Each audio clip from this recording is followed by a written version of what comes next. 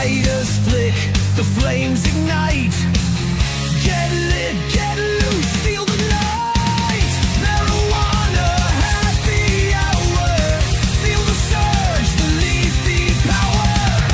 Johnny leads, the vibes insane. Edible thunder in your brain. Drop the brownies, pass the pipe. Johnny's here, the mood is right. Neon lights and leathers gleam. Edible thunder in your brain.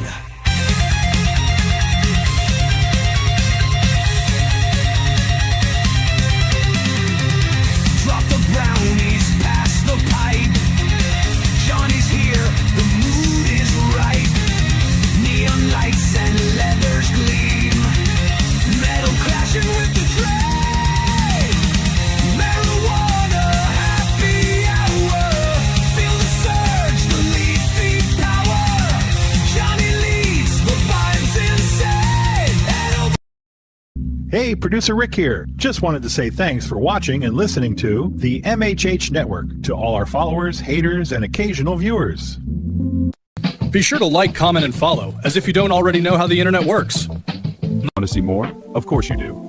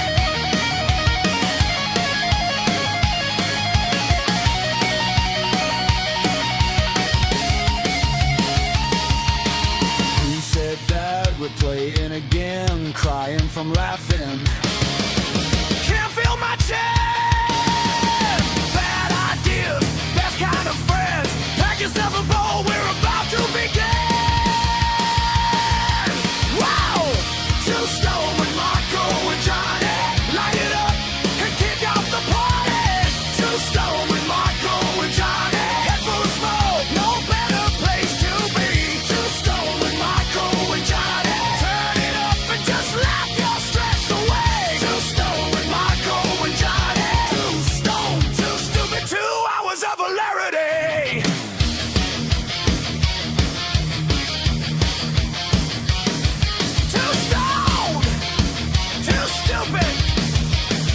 Tuesday nights every week. Yeah. Too Stone. Marco. Johnny. Sit back. Shut your mouth. Class in session. Mark. Hard line, hard smoke, they roll through.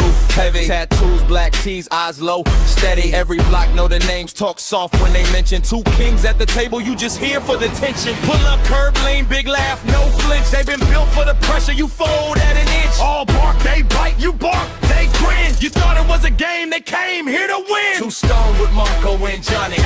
Don't mess with Marco and Johnny.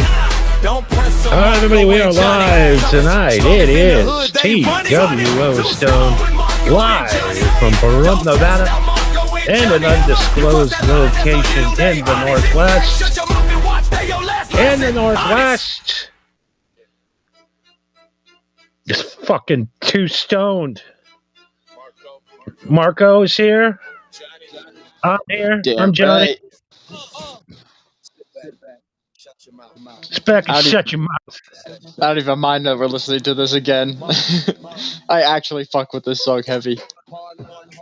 Heavy tattoos, black tees, eyes low, steady. Every block know the names, talk soft when they mention two kings at the table. You just here for the tension. Pull up, curb lane, big laugh, no flinch. They been built for the pressure. You fold at an inch. All bark, they bite. You bark, they grin. You thought it was a game, they came here to win. Too Stone with Marco and Johnny.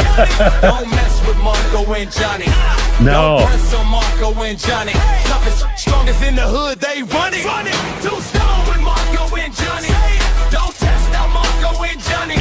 You cross that line, that's on you, they honest. Shut your mouth and watch, they your last lesson. Honest. We are live tonight. It is TW Stone. Of course, I'm Johnny. And I am Marco. And what a glorious Tuesday it is. It's always a glorious Tuesday when you're stoned, isn't it? It's the best. I am El Baco tonight on the Tiger Blood once again. Good old Tiger Blood. Just like Charlie Sheen, man. Does it give you HIV when you smoke it? Reading scripts and banging chicks, man. That's all I do. Reading scripts, banging chicks, smoking Tiger's blood. Putting Crisco on. Never mind. Okay, friends, we're on YouTube. Yes, we're on YouTube. We can't talk about that shit. Talk about Charlie Sheen Criscoing up old Looney? What the fuck? Loomis. No. Corey Haim. Corey Haim, but what was Lucas? Damn it. It's going to be a long one. We might be too stoned to start. What do you mean we? I mean me. Good. That's right. I'll blame it all on you. Ignore the fact that I have Chinese eyes right now. Yeah, I mean you're up in the Pacific Northwest where all the good stuff is. Allegedly, supposedly. You know, that's where the weed is. That's where the weed indeed is the grass. Indeed, unless you go to Kentucky, because they got the seed. Yeah, that's what people tell me, man. I can't really compare because the only weed I've ever had is in the Pacific Northwest. Everybody tells me Cali weed's the fucking best, but everybody from California tells me that Colorado weed's the best, and everybody from Colorado tells me that our weed's the best. It's like, I think weed's just universally good, and it doesn't matter where it's grown most of the time.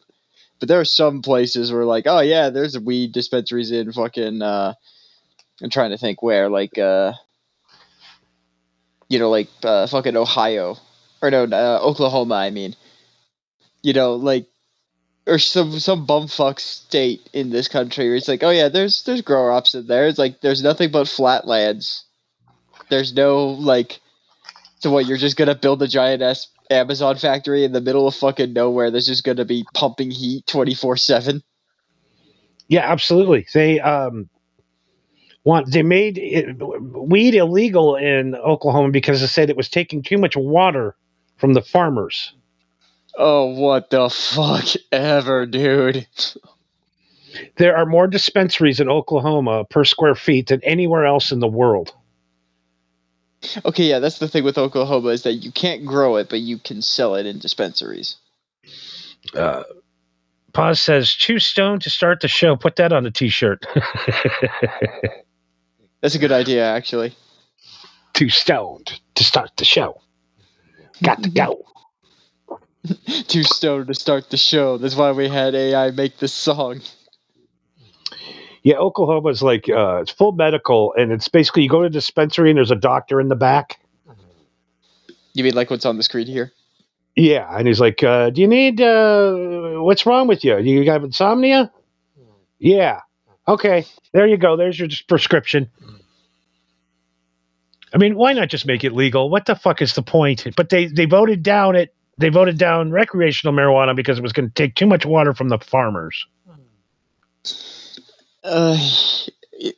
You do realize that even if you do make lead recreational, you can set a limit to how many people can buy recreationally. It's not like people are just going to go and stash that shit. You know what I mean? You could set a fucking limit. I talked to a farmer the other day. I said, what do you grow? And he goes, I grow corn. And I says, all right, Okay. How much do you make an acre? And he's like, we make about $170 an acre in profit. I'm like, okay. That doesn't sound like a lot. I said, you can make $1.1 million per acre of marijuana you grow, right? And he goes, huh? I said, if you could regrow it 3 times a year. That's $3 million an acre. But yet you're fucking around with $170? Well, what's wrong with you? Grow weed. Dipshit. Yeah. Even hemp. Hemp is worth $270,000 an acre. Yeah, just hemp alone, dude. Why are we... So we're growing corn for nothing. We're growing corn to turn it into fuel. Do you know how much it costs for a gallon of ethanol? Not specifically off the top of my head, no. $747. Jesus. The government gives them $746,000 to supplement it to get it down to $1 a gallon.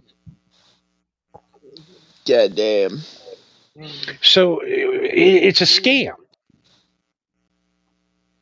We're growing corn for no reason other than to spend billions of dollars for no reason.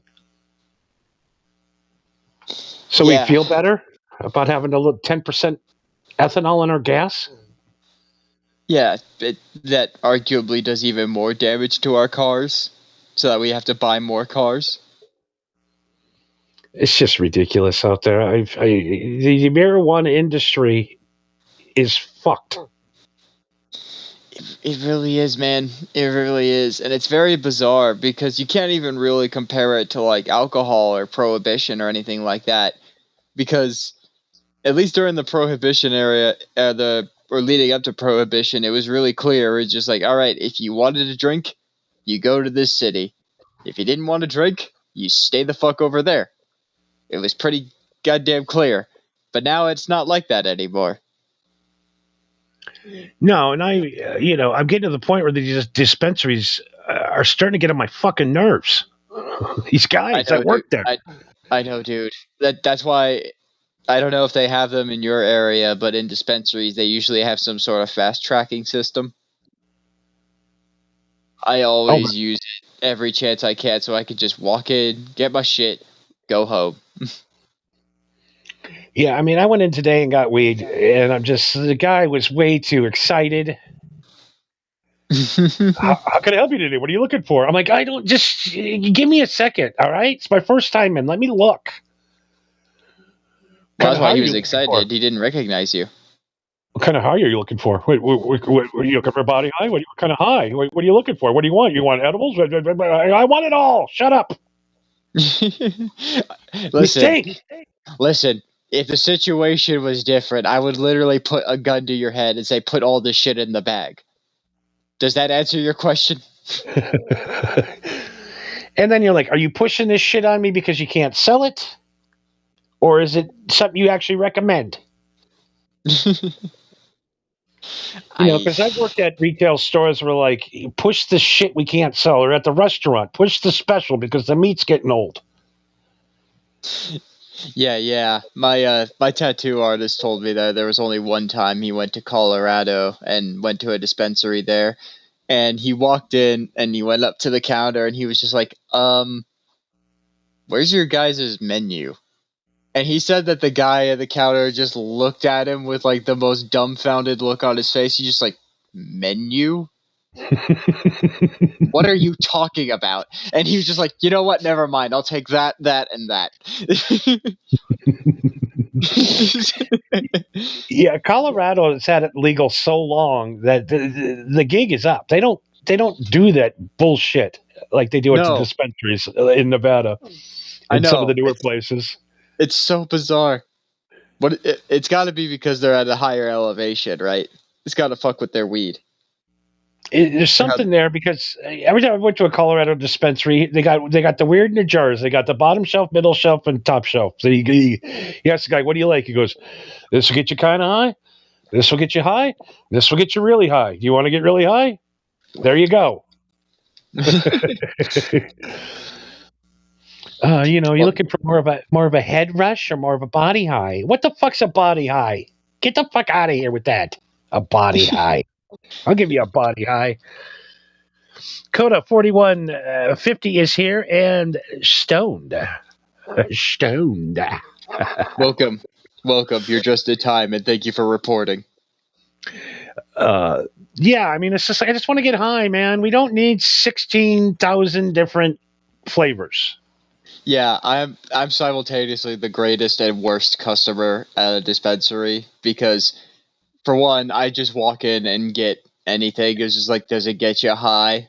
Great, I'll take it. But at the same time, I've done this before where I walk in and I can see a dispensary or a budtender or whatever their stupid term is like trying to oversell something to some dude who clearly doesn't know what's going on. And he's just like, "Oh yeah, we got this crazy ass dab rig that's like $400," and I just look at him. I'm just like, "Do you even know what that is?" And like, not really. Like,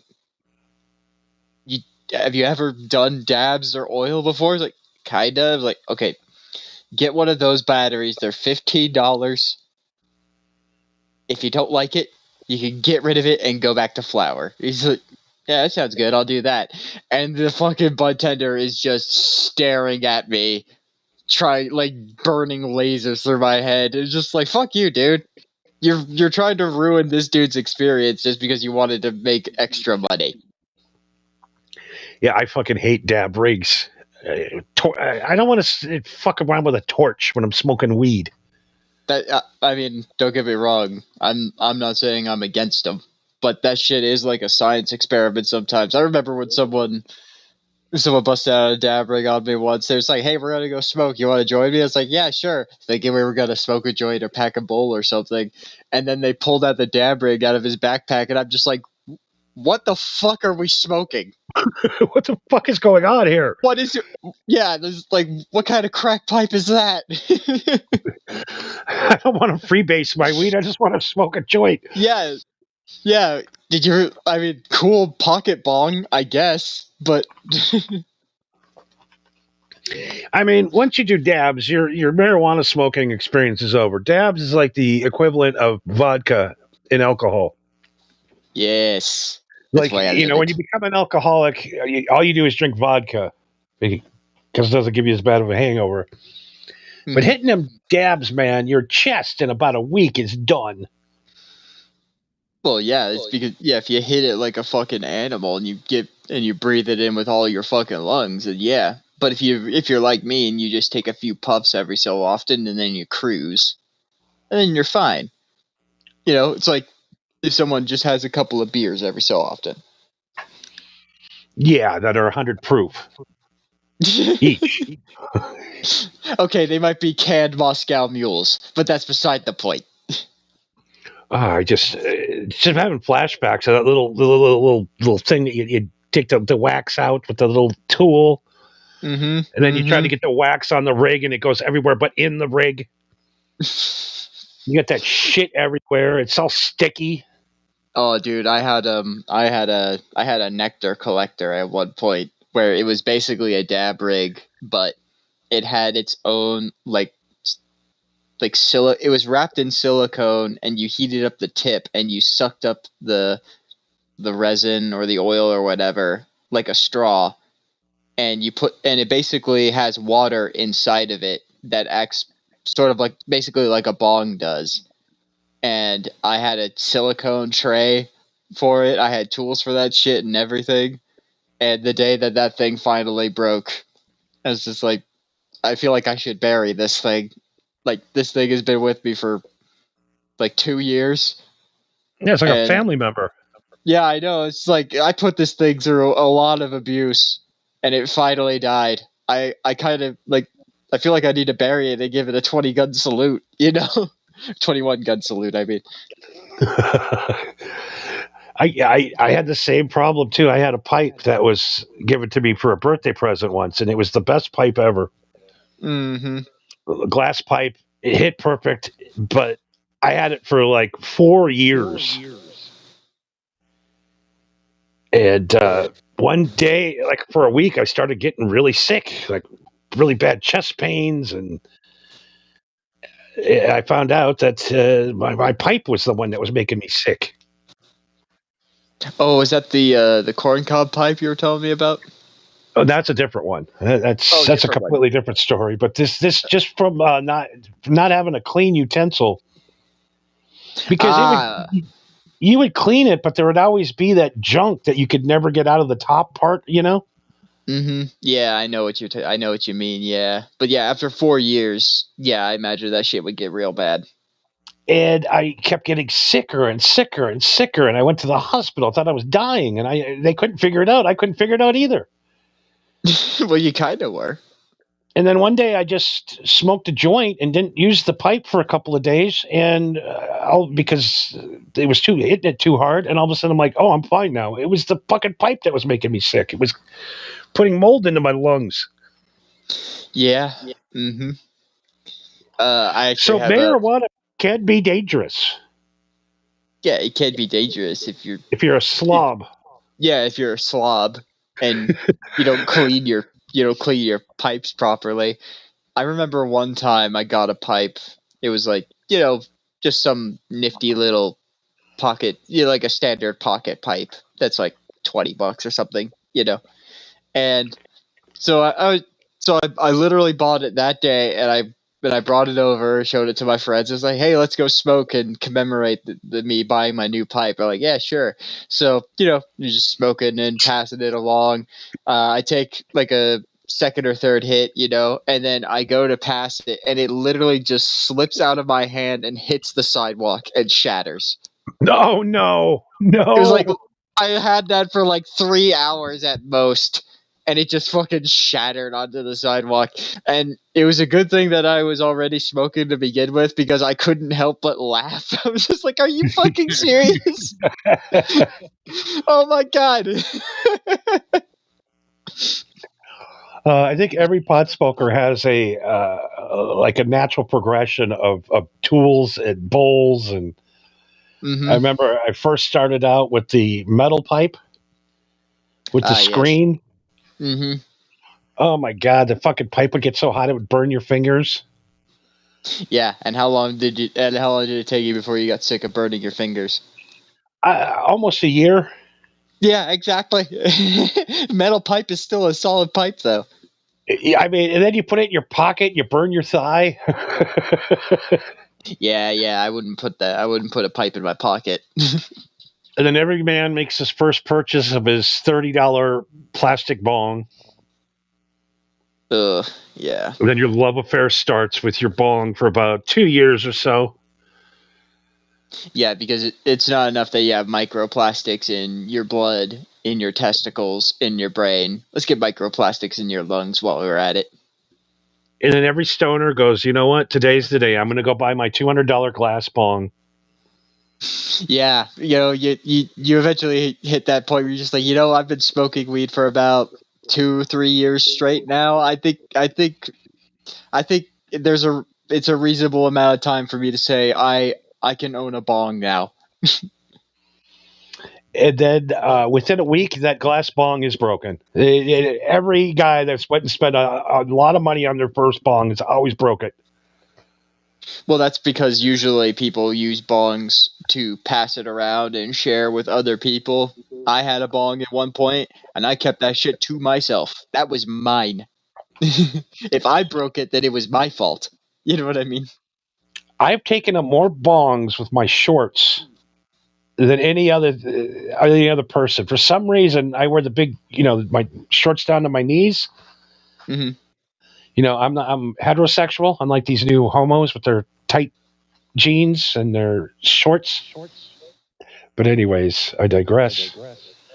Every time I get up, like my fucking shorts will wrap around the top of the bong, and then I'll walk and I'll take the bong with it every time. Yep, and knock it over and smash.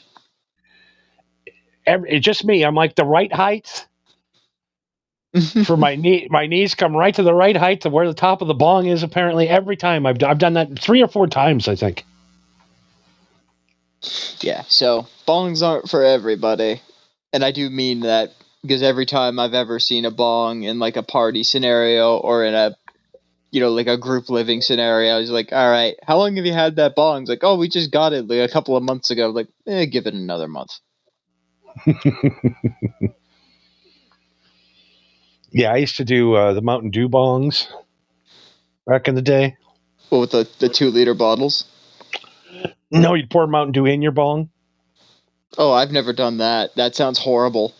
Oh, it's great. Gives you a good rush. You get that caffeine high.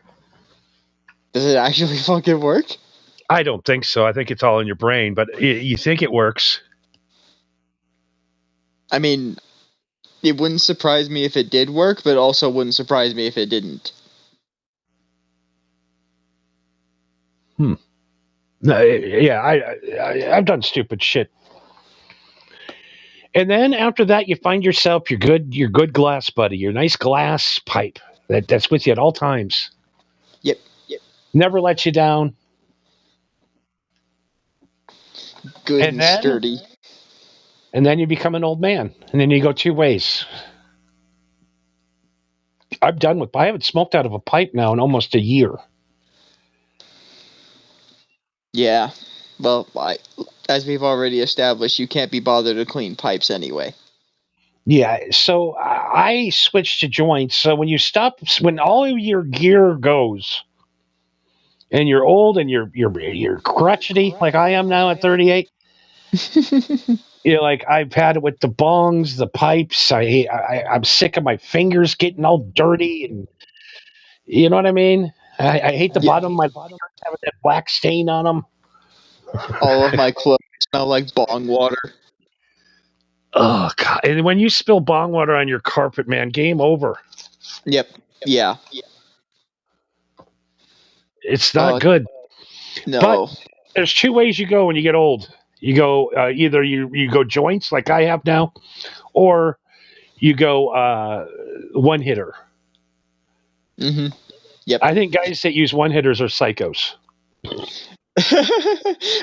either psychos or they live in an area where smoking weed isn't legal and they got to be discreet. That's the only time I will allow one hitters. Like, where do you live? Texas. Oh, that makes sense. But if you're doing a one hitter in California, you're a psychopath. You're a fucking psychopath. I'm fucking one hitters. Oh my God, I've had I take them every once in a while in a pinch, but every goddamn time I suck a burning ember right into the back of my throat. Yeah, I mean, it is just a straight pipe. Literally, it's just a straight glass pipe. There's no filter. There's no bowl. You're just doing nothing but inhaling Scooby snacks. It is the worst. But I think every time I see a guy take that fucking wood thing out of his pocket and start packing that little fucking one here, I'm like, this guy's a fucking serial killer. wrong with That's why that's why he's smoking. He's trying to fight the urge to kill. Jesus Christ! I'm like, what's with the one-hitter? He's like, what do you mean? It's the best. Cuts down your weed usage. I'm like, well, yeah, but how is your throat not burnt? You're just sucking in life fluid constantly. I don't know, man. I don't understand it either. That's just nothing but hot breath. That's got to be harsh on your fucking throat.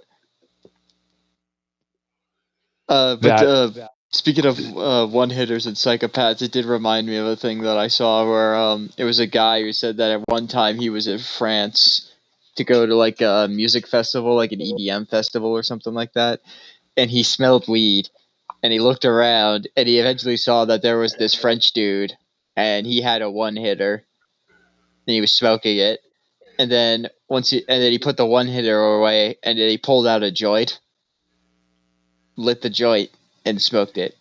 And then the guy went up to the French guy and he asked if he could share, if he could get a hit. And then the Frenchman responded in the thickest French accent that he ever heard.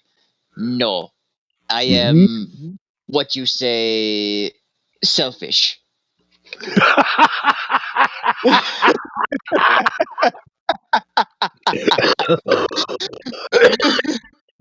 the greatest thing I've ever heard. Yeah, that is the most French way of saying no. This is mine. Fuck off. Like, what do you say? I'm selfish. yeah, I am. What's the word? Oh yeah, selfish. That's great. Absolutely fucking fantastic. The goddamn French. The French are assholes, but at least when they're assholes, it's funny sometimes. Yeah, all I do is smoke cigarettes and fuck. Smoke cigarettes, fuck, and just be like blatant fucking assholes in every regard. Oh god. So yeah, I mean, I think we should drop some weed over Iran. Get them guys smoking. Well, do you really think chill out? Do you really think that those guys aren't smoking hashish? Yeah, most Muslims do smoke a shitload of weed because it is not frowned upon in the Muslim religion. No, well, it is frowned upon if you aren't part of, if you're part of the normal civilian class, then no, you can't have drinks and you can't have weed. But no. If you are under the service of your god, then yeah, hashish is good. Hashish amps you up and psychs you up for battle. So yeah, I mean, I wish we could stop this war because I don't like the gas prices. That's why I want the war stopped. Not because people are dying or civilians are getting killed. It's because the price of gas is too damn high. How sad are we as a country? Literal first world problems. There's literally people's arms in trees right now in Iran. Their heads are in different area codes when they started. Iran? More like, you should have ran faster, buddy. And we're like, oh my God, $5 a gallon? No way. Man, this is bullshit. Every time the stock market takes a little bit of a downfall, Trump goes on, we're going to start, I promise, 2-3 weeks. You said that 2-3 weeks ago. Well, 2-3 weeks. Give me 2-3 more. I'll tell you what, I don't like any of it. No, but I mean, what kind of an asshole would you be to be like? You would have to be really a massive troll or an absolute contrarian asshole just to stand up and be like, no, actually, I think this war is justified in every regard. Yeah, you know how I know that this is going to last a lot longer? Because we've been in the Middle East for 20 years before this. That, and they waived the marijuana restriction for anybody that wants to join the military now. Mm-hmm. And they raised the drafting age to 45. I can't wait to go. Yeah. Although, to be honest, if you or me were to get drafted, I don't think they would put us on the front line. We're too old, you know?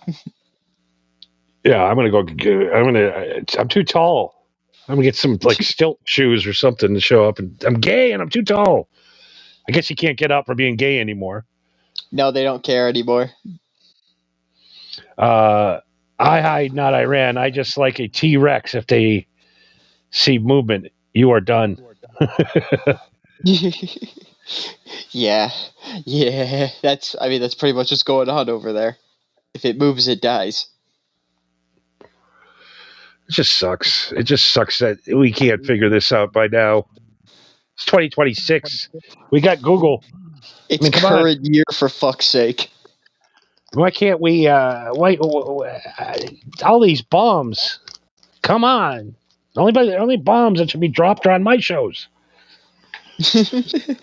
Matter of fact, give me all of your bombs. I could be trusted with your bombs and your nuclear technology. I mean, I was so brain dead the night before the show, I even asked Gronk to put a script up for us tonight. You asked Grok to make an entire script?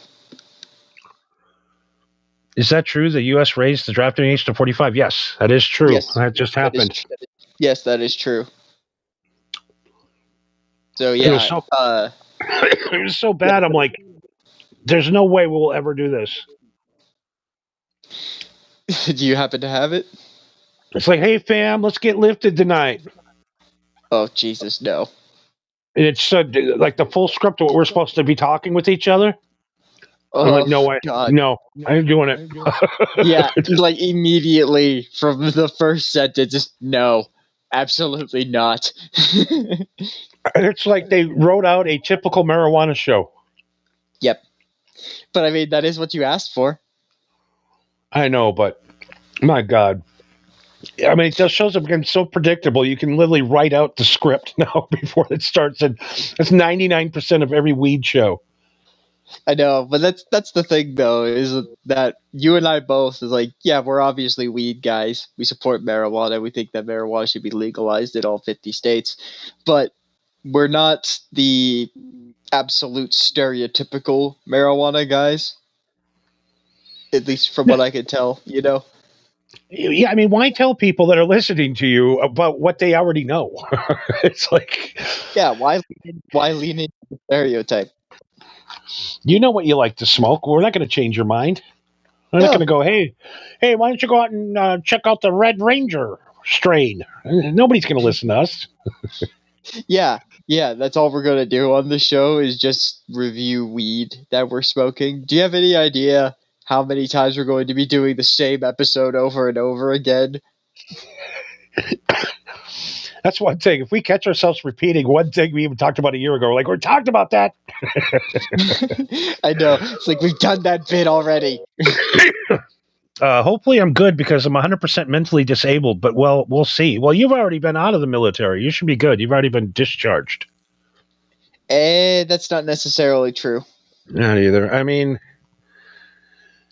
I don't even know what I would do if they came up to my house and like, yep, Johnny, here's your number. You're going. I'm like, no, I'm not.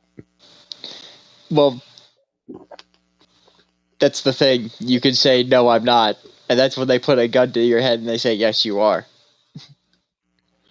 And I'll go, just go ahead and kill me now. They are going to kill you. They're just going to throw you in prison.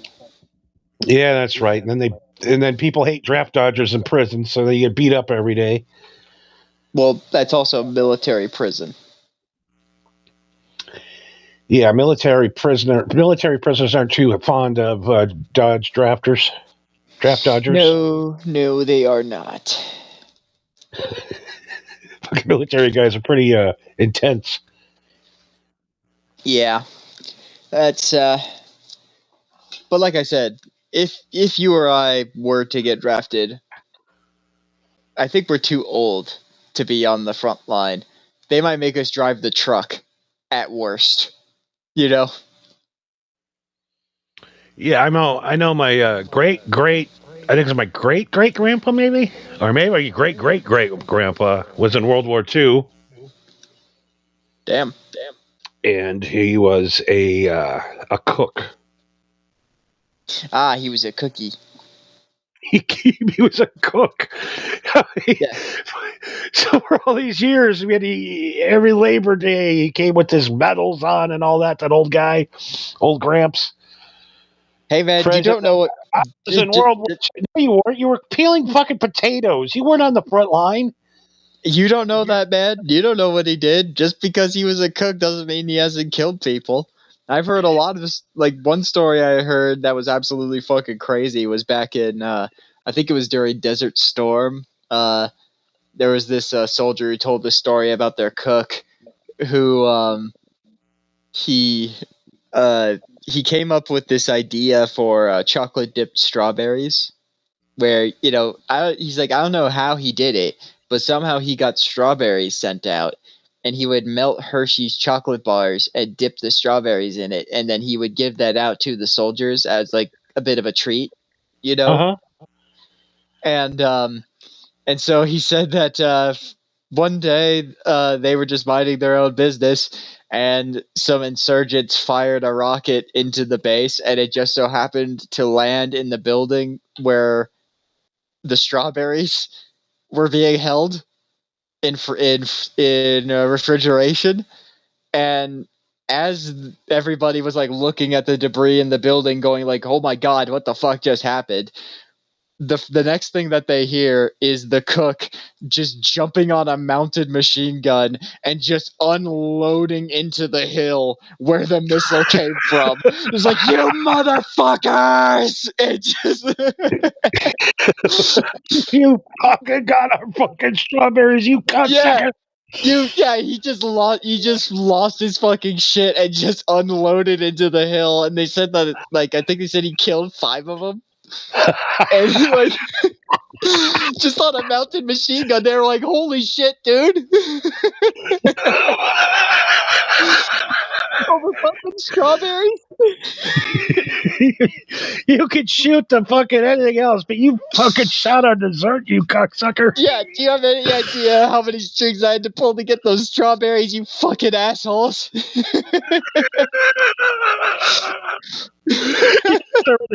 He's serving the dinner on. He's like, I apologize, them fucking cocksuckers blew up your dessert. No, actually, I think they gave him a medal. I think they gave him like a medal of valor. I think like because he just hopped on the machine gun and just defended the base because it was under attack, and he was the first one to lead the charge, basically. So they gave him a medal for it. But yeah, the cook just fucking snapped and just unloaded into the hill. And there's like, holy shit. Oh, good. The thing I've noticed about most of the military guys, the guys that actually saw like shit and was in battle and it was like, really into it, they don't talk about it. Yeah. Now, the cook and the guy running the computer in the green space where nothing's going to get hit, that guy, he had some trauma. Shut the fuck up. You weren't in the war. You were in an air-conditioned tent fucking, Yeah, you were on a computer. You were safe from any danger. And if you were in danger, then you would have had a bomb dropped on you, like your buddies. God damn! There's some guys that never even went to war. They were just paper pushers in America. I did 20 years in the military. Do you have any idea how easy it is to go into a pawn shop and just grab fucking like actual war medals from like Vietnam and World War II for like $20? I know. We just roll around. I'm a hero. Nobody cares. The people that do care, no, you're full of shit. Yeah, and the crazy ones will kill you for it. Oh my God. I'm not trying to be. Listen, I'm not trying to be low on military, but I just know guys that went to the military, didn't face any danger whatsoever, and then come out and we have to act like they're war heroes. No, you weren't. You did go into combat. You flew drones in Missouri. Yeah, I mean, come on. yeah. My buddy, I have a buddy of mine who was in the Navy. I think he did 2 tours in the Navy. I don't remember. He did some time in the Navy, and anytime he mentions that he was in the Navy, I always chime in. It's like, oh yeah, by the way, thank you for your service, and he goes, shut the fuck up. And because his job was just to fix the battleship. Shit, he was the deck crew, and so he hated his fucking life. So anytime anybody tells him thank you for your service, he's always just like, shut up. Didn't do anything. Yeah, well, I did ask him that. I was just like, did you like literally do nothing while you were on that battleship? And he's like, well, no. You remember that one time during Trump's first presidency where he just like launched 30 Tomahawk missiles into the Middle East to destroy a cave system? I was like, yeah. He's like, yeah, that was my ship. Well, that's kind of cool. He's like, yeah, that was kind of cool watching the missile shoot off. It was kind of cool. And I was like, that's it? He's like, no, there was one time we got attacked by Somali pirates. No way. I was like, what do you mean you got attacked? I was like, well, we were in the water, and there was this fucking... It wasn't like a yacht, but it was a pretty decently sized boat, you know. But it was just like... It was just driving up towards them, and so they told everybody, like, there's a fucking unknown boat coming towards us, so get your guns and brace, you know, so everybody... and they shouted at the boat, and they said that, like, this is the U.S. Navy, you are approaching a Navy battleship, please turn around, or you will be fucking shot at. And they responded by shooting at the fucking battleship. Oh, you gotta be kidding. How dumb are you? Yeah, so they pretty much just shrugged and went, all right, and just unloaded. And yeah, my buddy was part of the team that had to go onto the boat.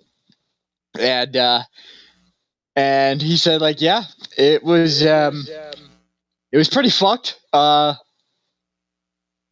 Somehow they had hostages in the boat and we didn't shoot them. How is that even possible? They were stashed away in the undersection in the front of the boat, and the rest of them were on the top in the back of the boat where all the the steering shit was. And that's where they were aiming. But they didn't know, so they were just like, "Oh shit!" They literally hijacked this couple's boat and tried to attack us. What the fuck?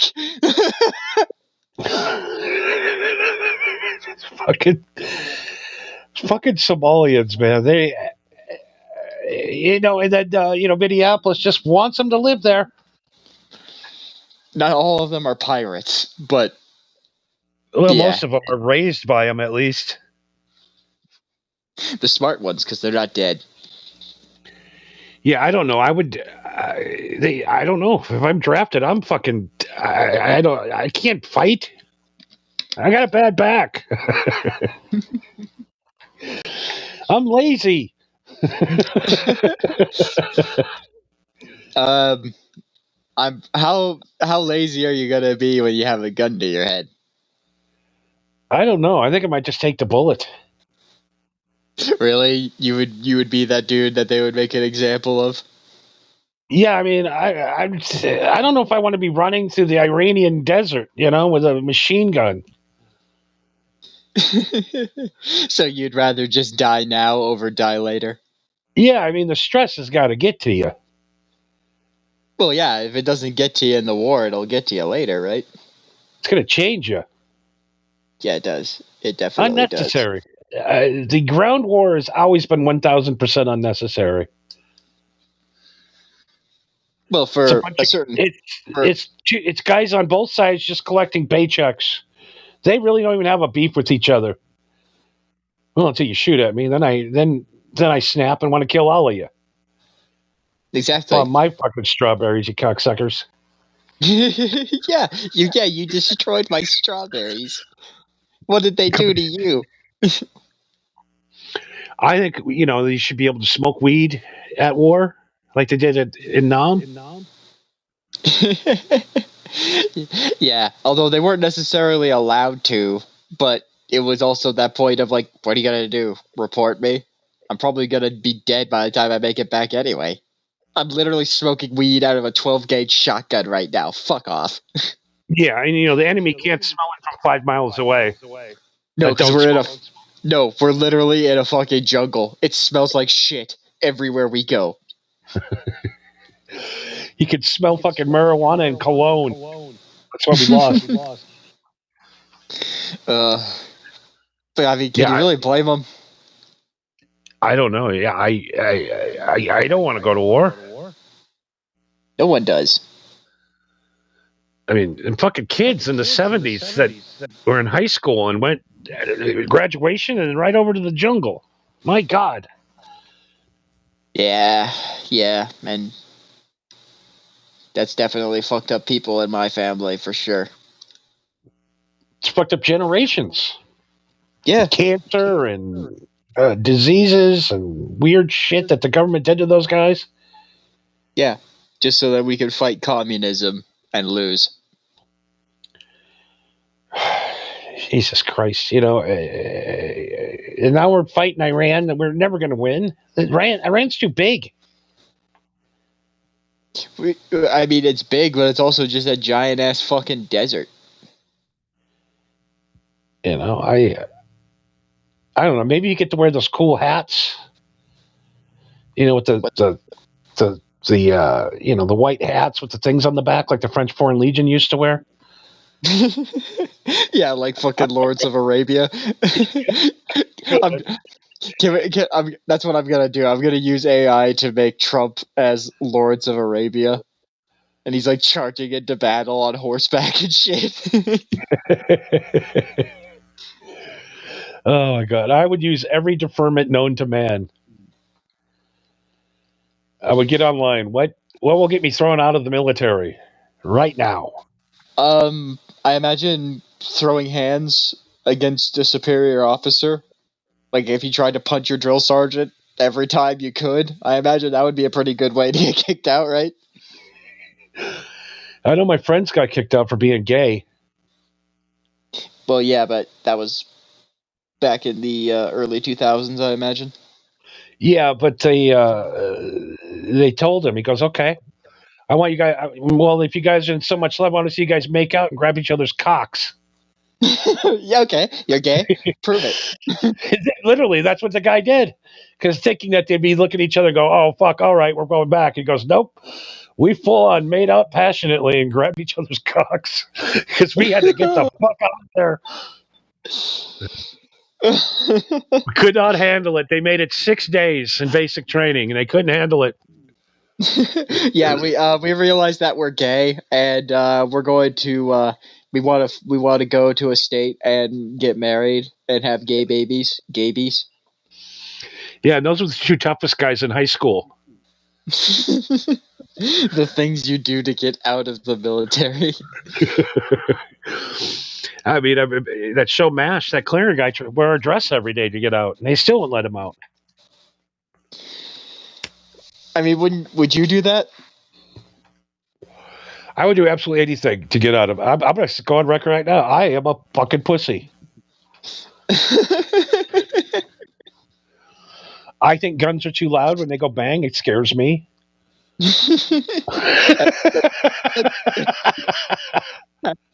Guns scare me. I can't be in the military. Guns scare me. Not to mention how bad that camouflage, it clashes with my skin tone. I'm not a green, earthy guy.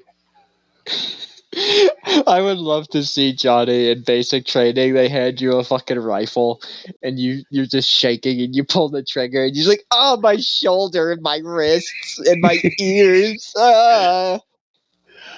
Why is it so loud? It's not that loud on TV. Oh, I would be the worst ever. See, and also with our luck, we would somehow end up being in the same group, and you would be so useless and annoying that they would end up keeping me by comparison, because they'd be like, well, at least you're not him. It'd be like, motherfucker. God damn it. Fucking guy. He lowered the bar so low. Yeah, he set the bar so goddamn low, I can't even dig deep enough. Oh, it's like, hey, we'll give you an ounce of weed and a rifle. Go over and kill some Iranians. Okay, I'm down with that. Well, they did lift the waiver on marijuana, so maybe. If you pay me in weed, I'll fight all day. Unfortunately, you're going to need more than weed to survive. I would show up to. I would put every drug known to man into my system. I'm a drug addict. Actually, that was I don't know. I don't think I ever told you this. It was something that I found, but I'm sure you're at least somewhat familiar with when the Spanish came over to Central America and South America and conquered the natives that were there. The Aztecs. Do you know what the Aztecs' final Hail Mary foolproof plan was? So they conducted a ritual to summon their god of death, and this was their nuke, basically. We're like, if we summon this dude, he's going to kill everything. He's going to kill us, he's going to kill them, he's going to kill the entire world, but at least they won't win and they won't conquer us. So they summoned the ritual, and then they claimed that their god of death has arrived, and it was just a dude in an owl costume. And he was tripping balls. And he had a trank blow gun with tranks in it, basically like poison darts, and he was just going around on the rooftops just shooting poison darts at people and killing them. And when they pointed at him and they were just like, look, the god of death has arrived, the Spanish just looked at him, and they just went, shoot that man. And they shot him. He fell to his death, and that was it. The god of death is dead. Yeah. Yeah, they didn't fall for it at all. They just looked at it. They were just like, shoot him. Someone shoot him. It's kind of like that Raiders of the Lost Ark scene when the guy's got the sword out and he's doing tricks, and he just pulls out his gun and shoots him. Yeah, that's basically what happened. It's just like, wow, that's real neat. Anyway, blam.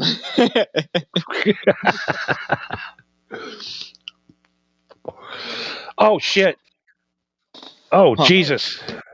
All right, I think we're okay. What happened?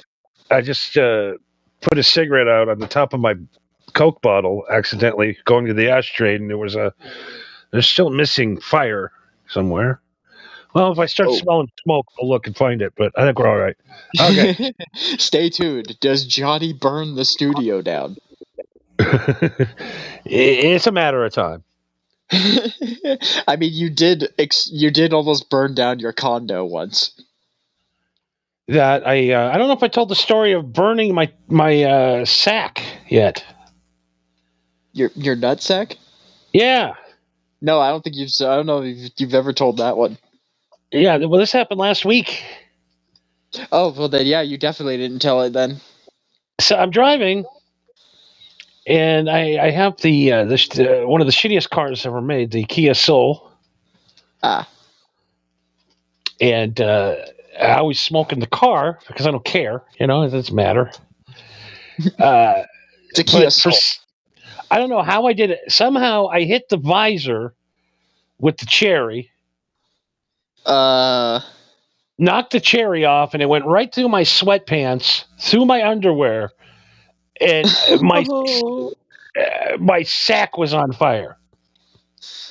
Oh. I literally pulled the car over, jumped out on the side of the road, and pulled my pants down, berries and everything, going, "Ah, what the fuck!"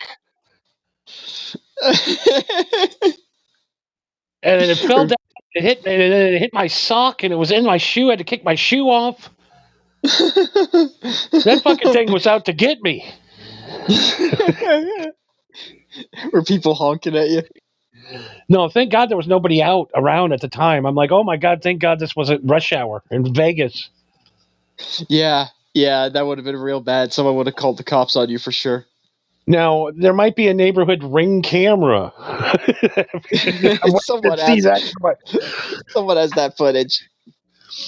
How many times in your life have you done something so horrifically stupid that you know you've been filmed that you just one day you're going to go, I know that's going to show up somewhere someday on one of those goofy clip shows? Nothing like that. But there was one time where when I was living in Seattle, I delivered for Jimmy John's as a job, and in Seattle you delivered on a bike. God. Yeah. Which, I mean, that it makes sense, but it still fucking sucked. And so, I was just starting my shift, and I get my first deliveries, and I go to cross the street, and right in the middle of me crossing the street, I didn't notice that the inner tube of my tire was like bursting out of my tire. So as I was crossing the street, the tube got caught on the frame, and I literally just completely flipped. like a cartoon. Like I just totally flipped on a dime, and I just crashed.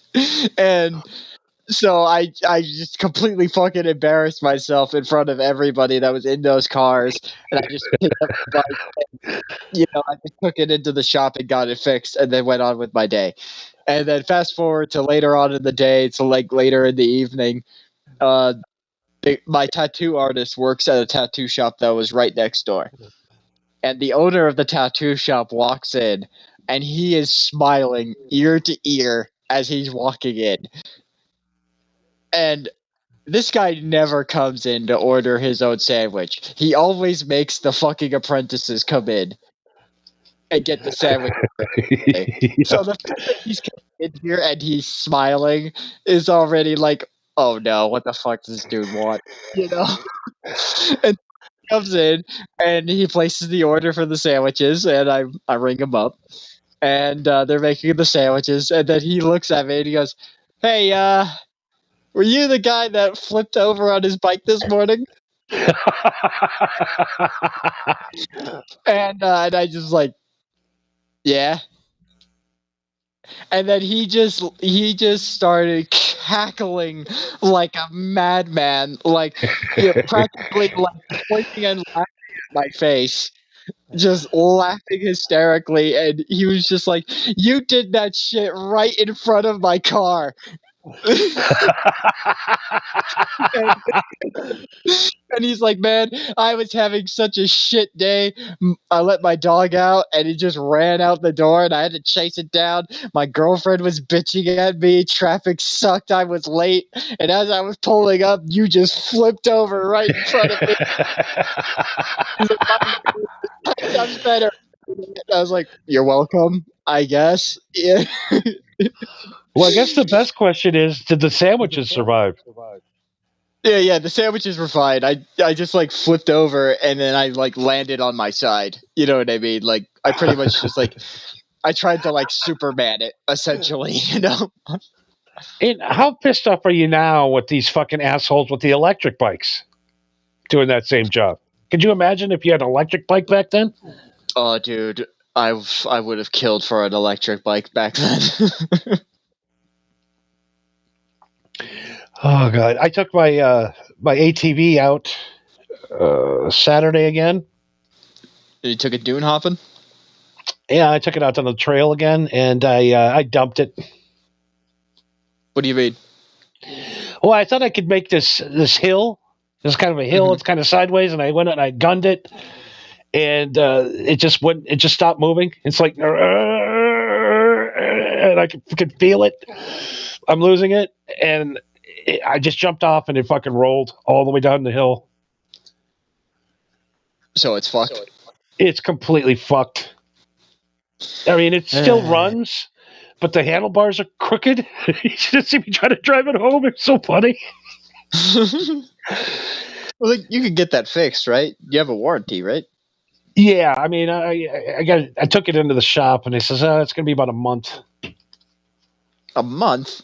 Yeah, because I had to order a bunch of parts, and with the tariffs and all this shit, it's fucking Donald Trump. These fucking tariffs. What 4-wheeler did you get? The Kawasaki 450. Yeah, okay, that explains it.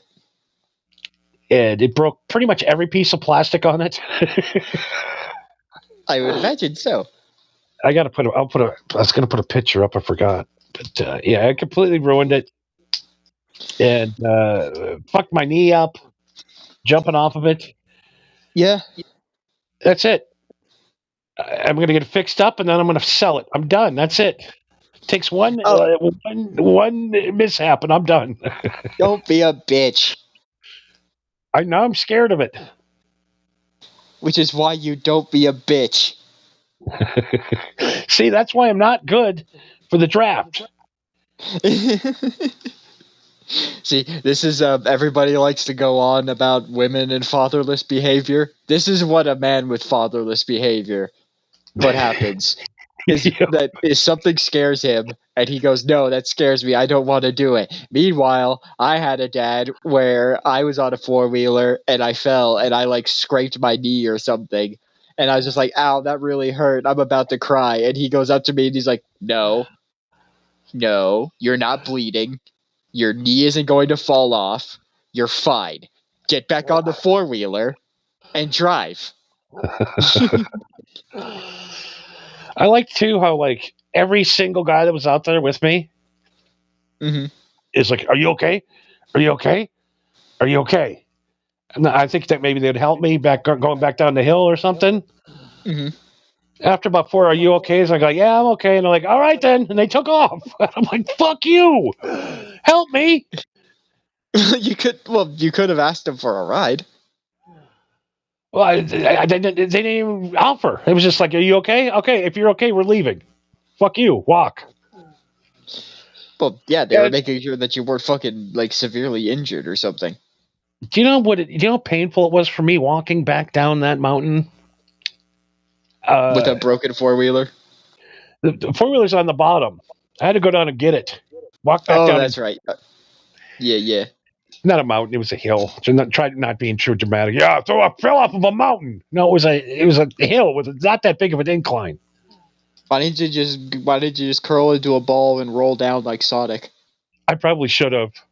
Because as I'm walking down, you could just see everybody just looking at me and shaking their head like, how did you roll that on that little of an incline? Because I'm a pussy and didn't gun it like everybody else. You have to gun it for that shit, dude. It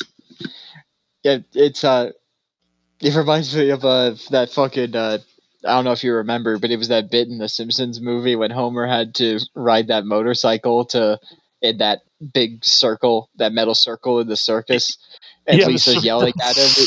Circle of death. Yeah, and Lisa was yelling at him. It was like, Dad, when you're at the top, don't slow down, speed up. But that's when it's the scariest. Exactly. But that's how it fucking works. That's how physics works. You need more power. Oh my God. I got to get some nuts, man. You do. That's why you need to get back on the fucking 4-wheeler. Yeah, well, it's out of commission for a while. So we'll see. But when it's fixed, you need. Well, for one, like, you at least have buddies that also have 4-wheelers, so maybe they can give you some pointers on, or maybe they know some, like, particular stretches of road where you can just go in a straight line and gun it without having to worry about crashing, you know? I mean, I was getting really confident on it. That's I was driving it around the block, you know. Yeah. And I saw the other guys go up the hill, no problem. I'm like, oh yeah, I'll be able to get it. And I'm halfway up. I start to make the turn, and all of a sudden, it just won't go anymore. Just because you have to really fucking gun it, dude. Yeah, well, I learned the hard way. And then the handlebar was completely in, so you couldn't really turn it. So I'd have to drive it up the road a little bit, stop, and then pick up the back and turn it. Oh no! Yeah. Every 10 feet, I'd have to stop and recorrect it the way it was going. Oh god! So as long as I'm going in a straight line, I'm fine. And then I'm like, I don't need to buy a trailer. I'm like, the whole time I could have just walked home, got the trailer, and I don't need a trailer. Well, they came and picked it up and put it on a trailer and brought it back to Ramsey's. Yeah, I don't need a trailer. What do I need a trailer for? I have a 4-wheeler. It's going to take me everywhere. Oh wait, my 4-wheeler doesn't work. And it's legal everywhere on the roads except for the highway. Well, yeah, you can't get highway speeds on a 4-wheeler. A 450 will come pretty close, but I'm too much of a pussy to ever figure out how fast that thing's ever going to top out at. Yeah, to be honest, I wouldn't blame you for saying I'm too big of a pussy to ride a 4-wheeler on the fucking highways. Like, dude, I'm not even going to ride a motorcycle on the fucking highway. No, I don't know. I come up with these hobbies, and 2 weeks in, I'm done.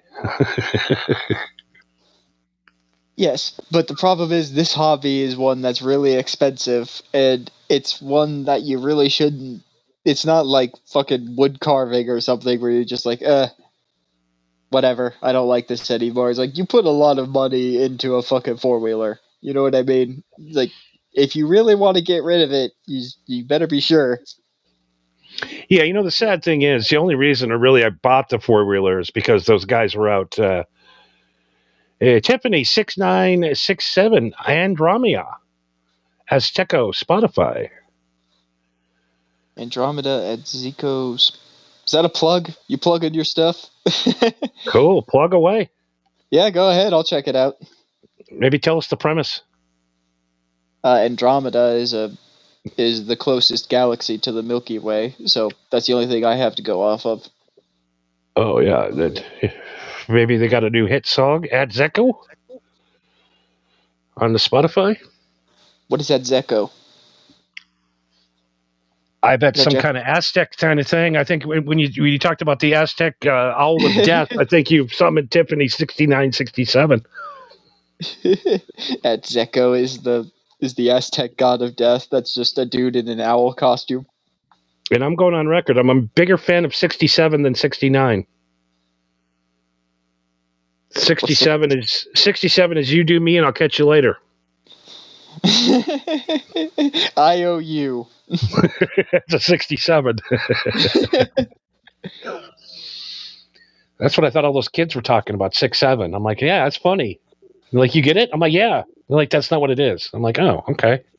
No, that's not what it is. But that also works. I'll accept it. This culture of youth is starting to get to me. Yep, Johnny. I was always the guy that said, shut up, old man. Hey, old man, you don't know what you're talking about.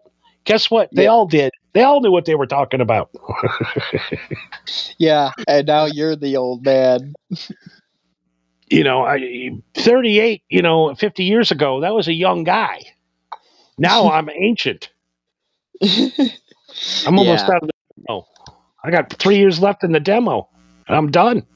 They even stopped advertising to me after that. Yeah, you got 2 more years until your scheduled midlife crisis. Paz says, I have fun on a 4-wheeler on a private track jumping big dirt ramps for a day.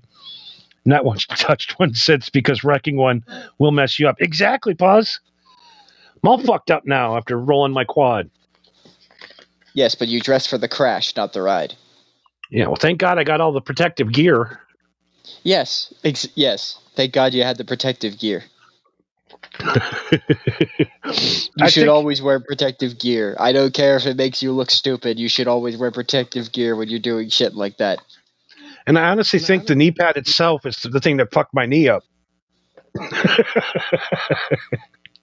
Well, it could have, but your knee also could have potentially been hurt a lot worse without it.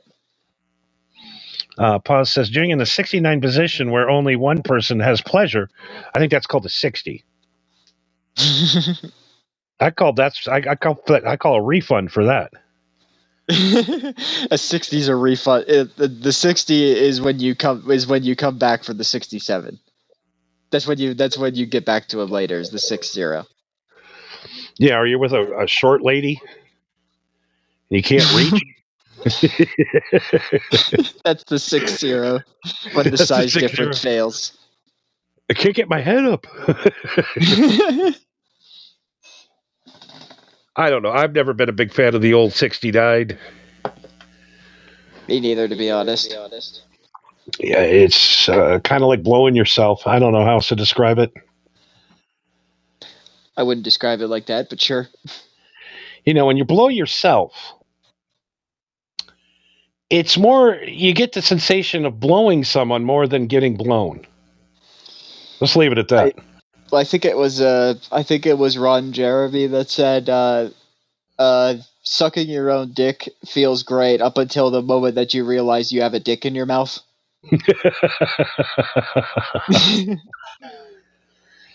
You know, I was going to become a gay porn star, but unfortunately, I have erectile dysfunction around naked men. I can't get it up when there's other naked men in the room, so I can't do it. I couldn't perform. So you can't perform gay porn, and it wasn't from lack of trying. I tried, damn it. I signed the contract and everything. Nope, they didn't even give you any medication or anything? Oh, they gave it all. It still wouldn't work. Damn. I took a Blue Chew Gold. That still didn't even get her going.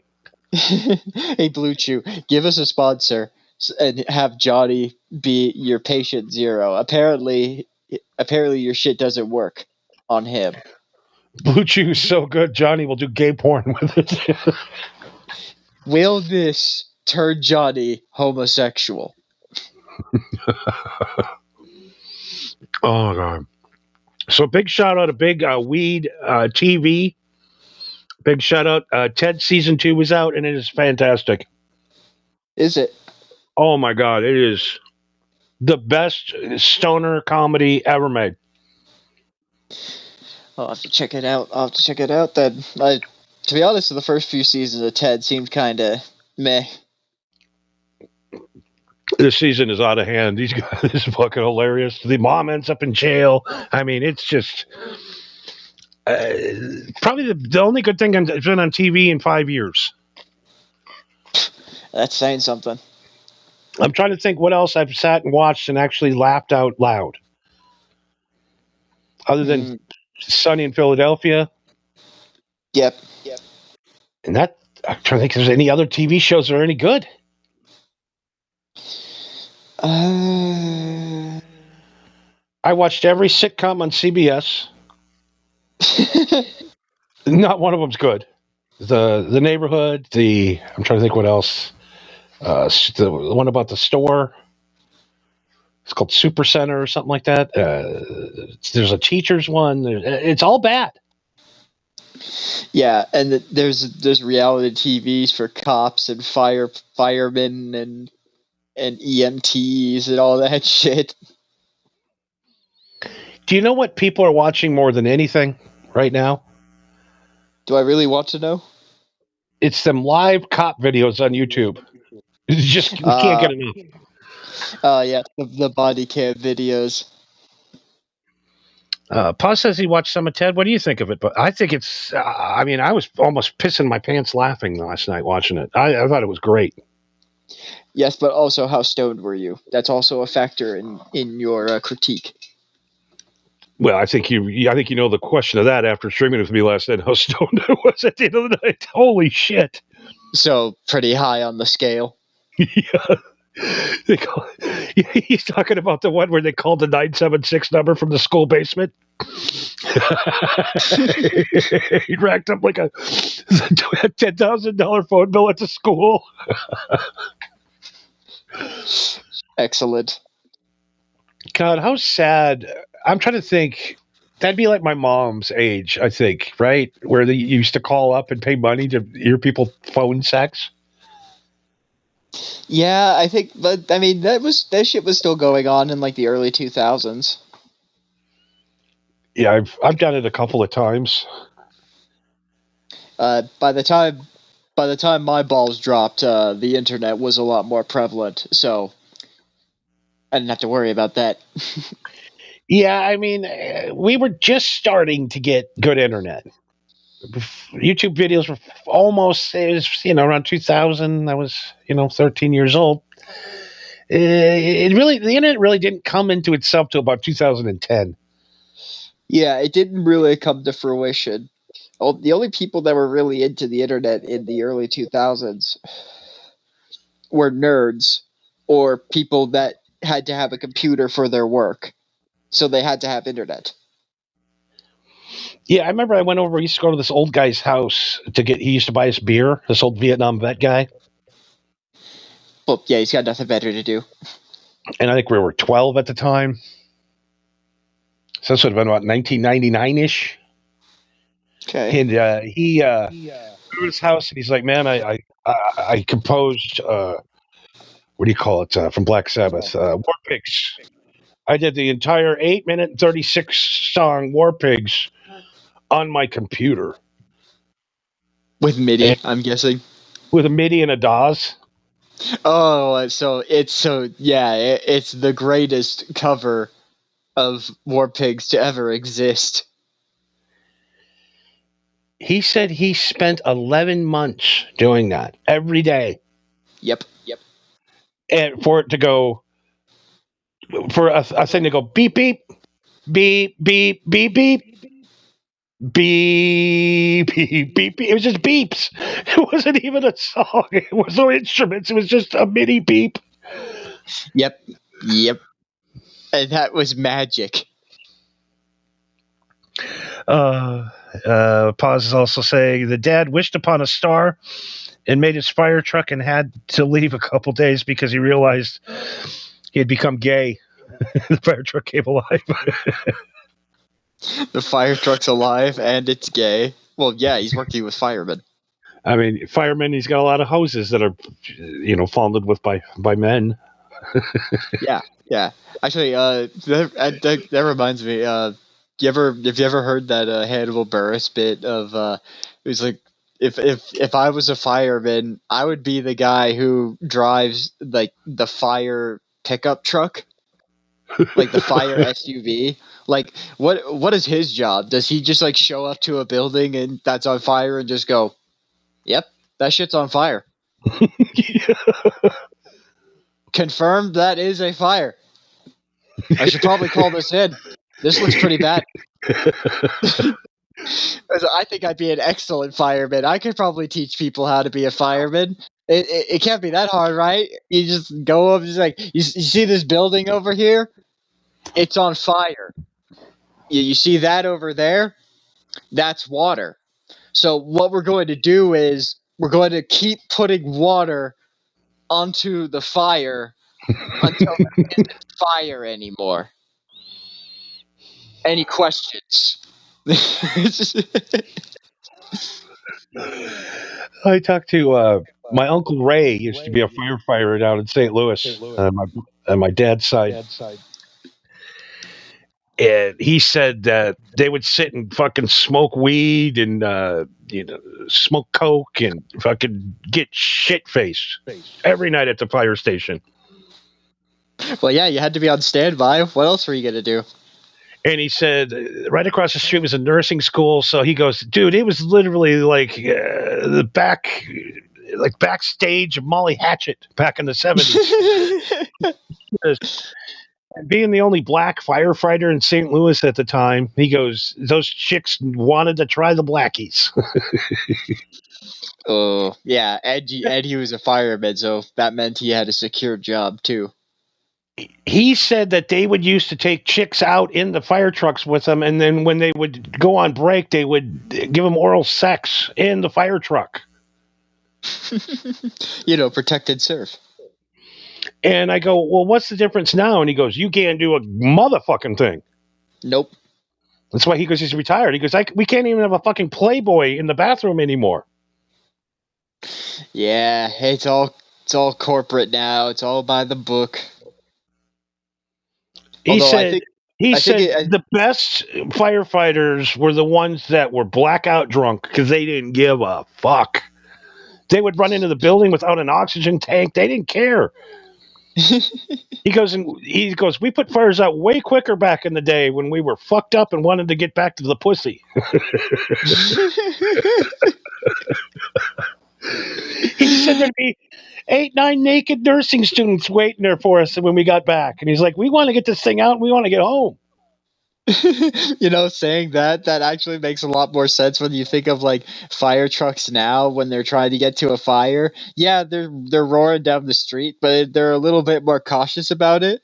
Whereas when you look back in the day, those fucking fire trucks are like blaring the siren, ringing the bell, honking the horn the whole way. It's like, get the fuck out of the way. Fucking drinking a bottle of Jack Daniels and smoking a Marb in the front seat of the fire truck. Yeah, they're just like, yeah, dude, he was just shit-faced. He's like, get the fuck out of my way. There's a fire and I don't have time to dodge you motherfuckers. My uncle said the weirdest thing, too. He goes, the more and more they made that stuff go away, the more and more guys would die in fires. They're too conscious. That is bizarre. He goes, they would show up drunk wanting to run in because the adrenaline. They're fucked up. They're having sex, doing drugs. They're ready to party. Let's go. Let's get in there. This is what we get paid for. Let's fucking go. Let's fucking go.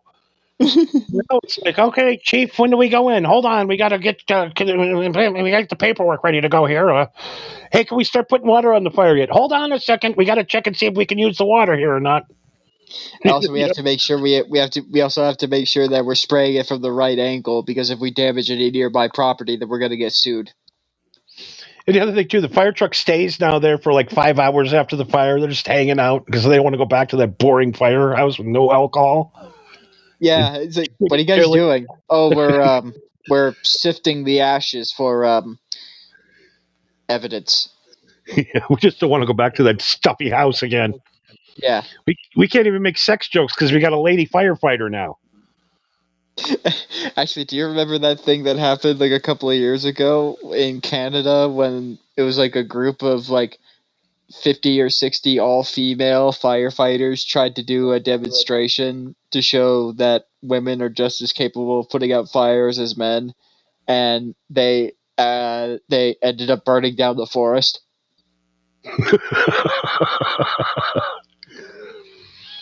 Women and men just have to admit there's things we can't do.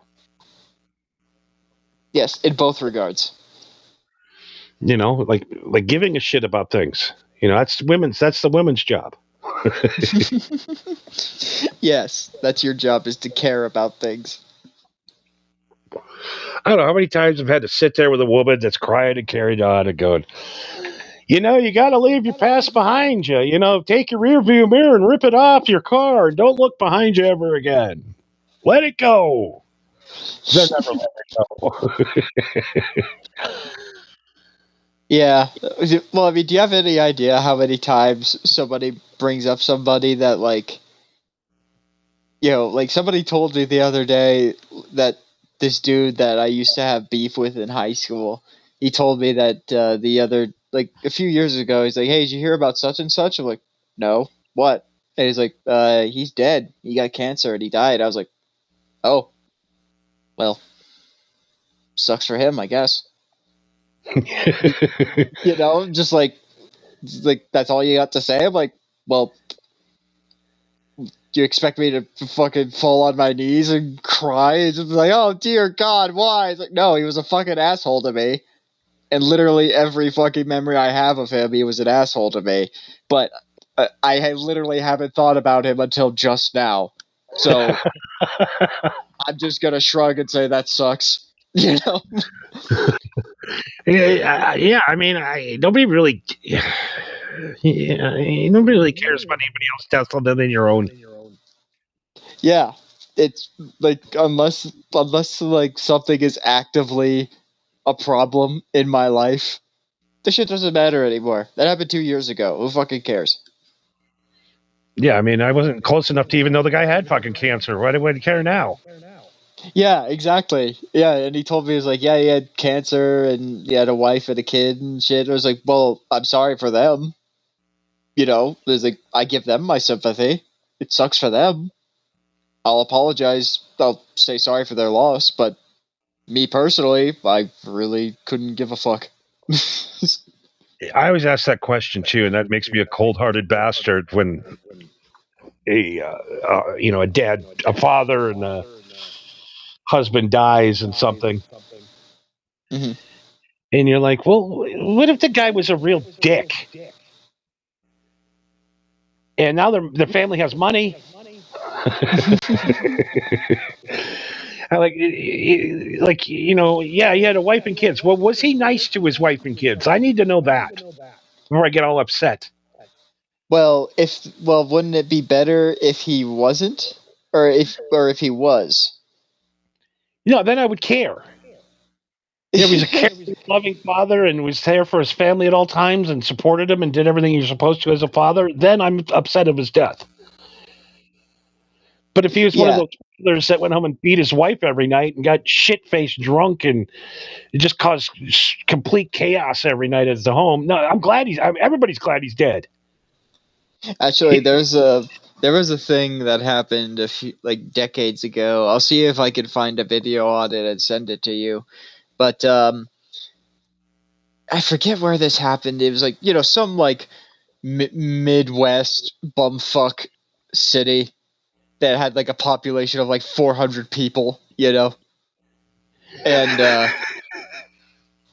so this entire city had this problem with this one dude who moved into town, and he was constantly throwing his weight around and threatening people, waving a gun around, and basically just pulling some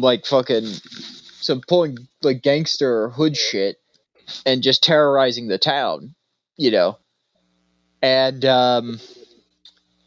so one day this dude goes to the store, goes shopping, gets his groceries, walks out, gets into his truck, and then all of a sudden people heard gunshots and they looked over and he was dead. And when the police showed up, they asked everyone, literally everyone who was there, and they were like, did you see who shot him? And they were like, no, actually, as a matter of fact, I saw a bird on a branch that was just so pretty, and then I heard the gunshots and I turned around and he was gone. Yeah, we don't know who killed him. Yeah, we don't know. And it got to the point where the city council got together and they assured the cops, was like, look, we will investigate it ourselves and we will confirm who did this, and if we figure it out, we will let you know. And the cops asked them so what evidence do you have? Do you know who did it? And all of them just went, no. And to this day, they still just shrug and go, nope, we have no idea who did it.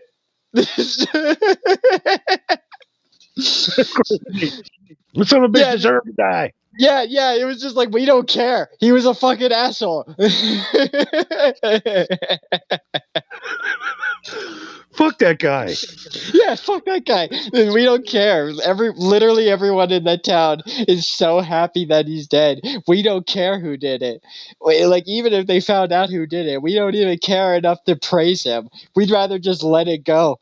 But this dude was literally terrorizing the town, threatening people, shooting at people's cars and houses and stealing their money at gunpoint and shit. He was a problem. It's just you know what? We'll just let it go. Much what was that guy's name? Robert Blake. We talked about that a little bit last night. Used to be in that show Beretta. Um, there was some chick that was an obsessed fan of his. Her name was Bonnie Lee Blakely. Okay. Little blonde chick, kind of Miss Piggy looking girl, the ones I like. Right. Okay. But she was an obsessed fan of his. And, I got a few stalkers too, like on Facebook and stuff where they keep hitting on you, you know what I mean? And they're so gross. They never. I don't know if you've ever run into that where chicks are hitting on you like, hey, I'm not into you. Sorry. I mean, not on the internet, but I've had to do that in public. Where, like at a bar where there's this chick who is just fucking hammered, and she is talking to me, and I'm just like, "Will you please just leave me alone?" Anything, just not her. Of course, that's one interested in me tonight. Yeah, that's the one that's interested in me, and I'm pretty sure she can't even see me right now because she's looking at me with one eye. So one night, so he gets drunk like we all do, and they're like, you know what? I'm horny. To hell with it. You know what I mean? This chick will have sex with me. I know she's crazy. I know she's going to be a problem. But fast forward a year later, they're married because she's so crazy. She's threatening to kill him if they don't get married, and just terrorizing that guy every day for like 2 years. Well, one day he decided that oh shit, I forgot my cigarettes in the car. I'm going to go back to my car and get them. And then somehow his wife got shot in the alley. Oh, no. I mean, he did shoot her. There's no ifs, ands, or questions about it, right? I mean, he was suspect number one, obviously, right? I mean, yeah, the evidence is all there, from a gun being thrown in a garbage can right there with his fingerprints on it. I mean, literally, they had him dead to rights. Mm-hmm. He killed that crazy lady. Yeah. So the defense starts bringing in all of the people that's ever dealt with her and how crazy she is and threatening and how, just an absolute psychopath she is. And even the judge kind of looked at him and looked at the jury, and they go, well, you consider all the testimony you heard and come back with a verdict. It took him a half hour, not guilty. Even people in the jury says, I would have killed that bitch too. Pretty much. We of the jury believe in a unanimous vote that bitch is crazy. Literally every single person that ever watched the story and heard what she did to him is like, I would have did that too. Let him go. And they let him go. Yeah, it's kind of to flip over to the other side of the world. In recent news, in Russia, they reported that there was a man who they arrested for allegedly murdering somebody and just leaving his corpse buried in a pile of snow. And they found him. They arrested him. And they brought him in, and they basically asked him, like, do you understand why we brought you in here? And he just flat out admitted, like, oh yeah, I killed him. And they were like, why? And he said, because he was stalking my underage sister. Oh. And he showed them the proof. And the police then gave an official report that said that the case is now closed, and the man and the body has been reported as an unfortunate victim of suicide by being stabbed 27 times in the chest. He really had some conviction. Yeah, they just flat out let him go, and they was like, "Oh well, that's reasonable."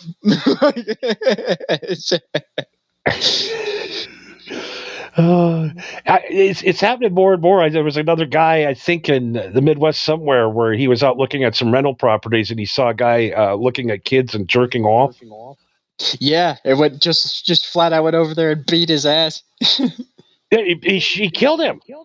Yeah, beat him to death. Yeah. Not shot him to death. Like, literally was so enraged at what he saw, he murdered him.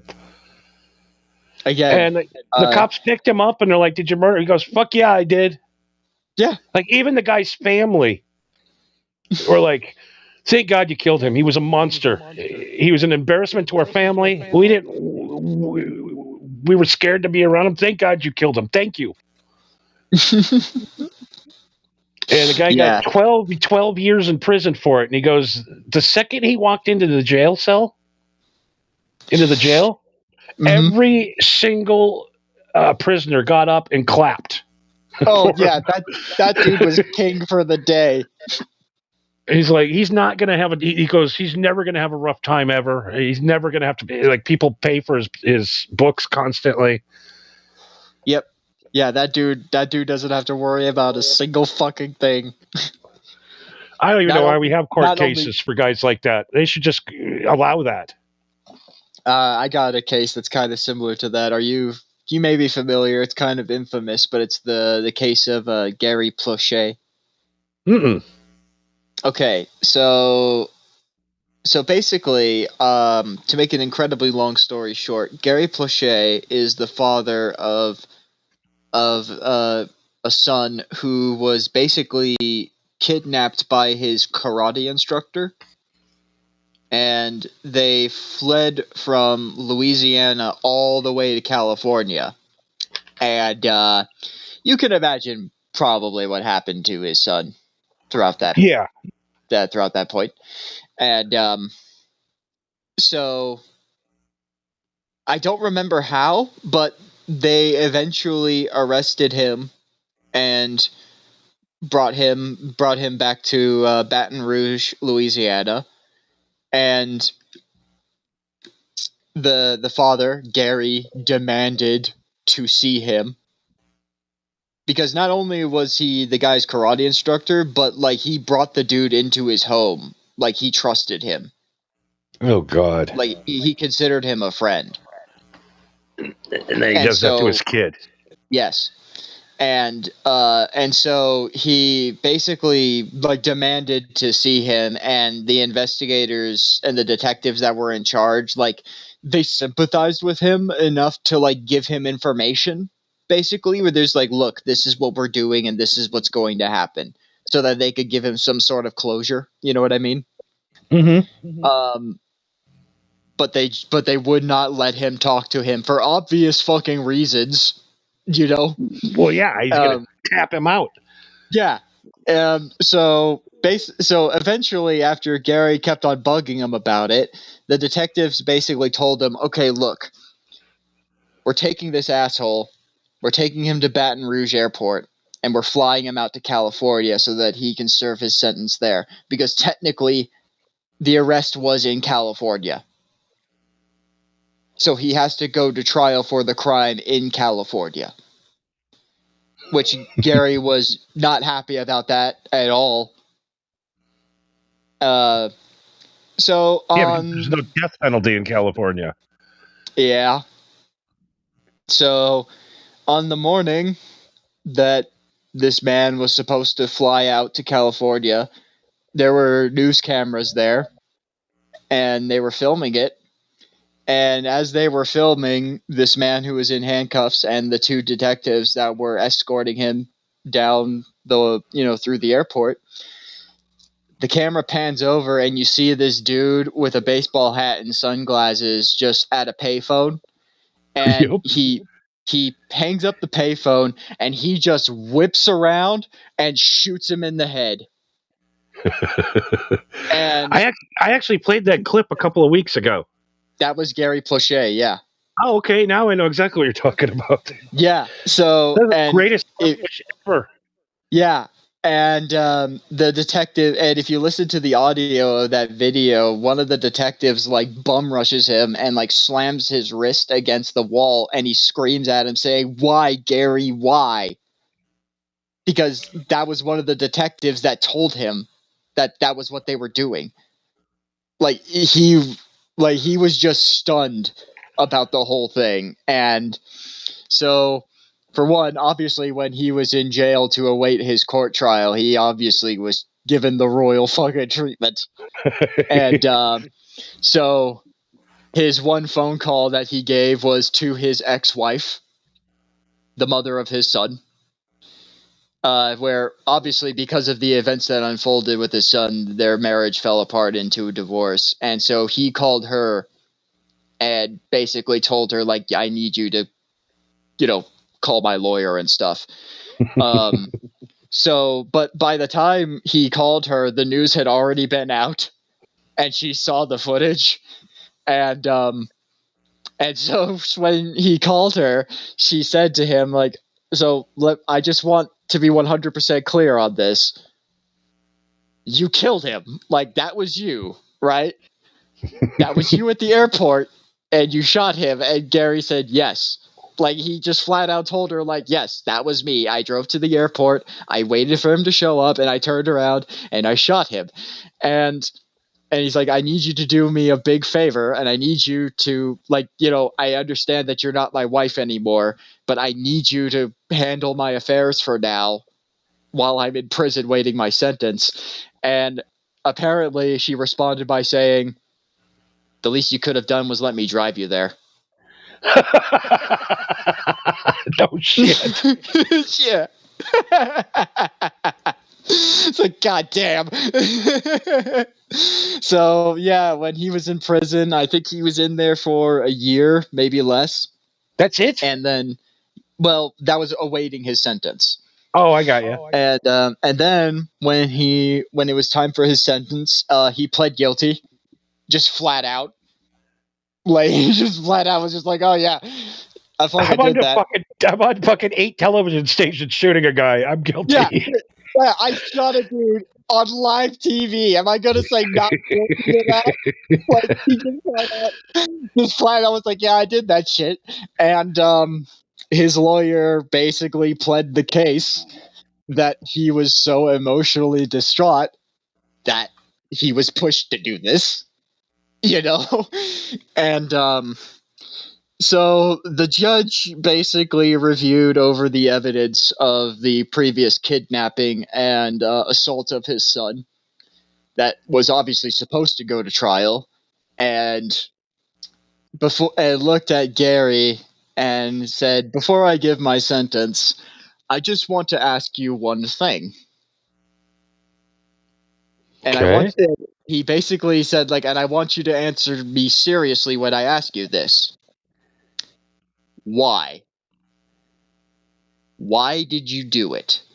And apparently Gary just lifted up his head and looked the judge dead in the eyes and said, if you were in my position, you would have done the exact same thing. And the judge banged his gavel and said, 2 years plus 1 year of community service. Time served. Time served. Basically. Yeah, basically you're 2 years in prison and you're gonna be a garbage man for a year. You're fucking easy street. I just wish more of that would happen. Maybe I know. More of this crime. I know. They're like, I understand that there are some, like, we obviously can't have people being vigilantes and being the judge, jury, and executioner of everything. But there are some situations like that where you're just like, why did you do that? Because he kidnapped and assaulted my son. Is like, oh, well, I'll just take these handcuffs off you then. I mean, just the thought of not being able to protect your child from a demon like that, it will eat you alive for the rest of your life. Yeah, and actually there was a documentary that was done about that whole event where they managed to get a hold of Gary Plauché. Like, he died before the documentary was done, and he was like, I'm pretty sure he got cancer or something. Like, he was in a wheelchair on an oxygen mask, and like they needed subtitles. He was messed up. But at the end of the documentary, they asked him, now that you've had all this time to reflect on your actions and what you've done, do you have any regrets? And it is the one time in the documentary where he said anything clear as day. He said, if I had the opportunity to do it again, I would do it again 10 times over. Absolutely, my dude. Did he murder his son? No. So the son is still alive, maybe. Yeah. The son is still alive, and he appears to be doing much better, actually.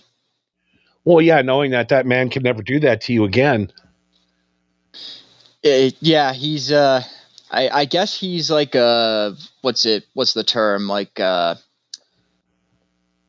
awareness, he spreads awareness of like grooming and internet, like he basically like warns people about the dangers of groomers and pedophilia and signs of it and shit like that. So like he does seem like he's actually taking what's happened to him and making it into a positive, at least, Yeah, I mean, it's when something like that happens to you, you end up smoking pot every day for 20-something years straight, and you drink a lot.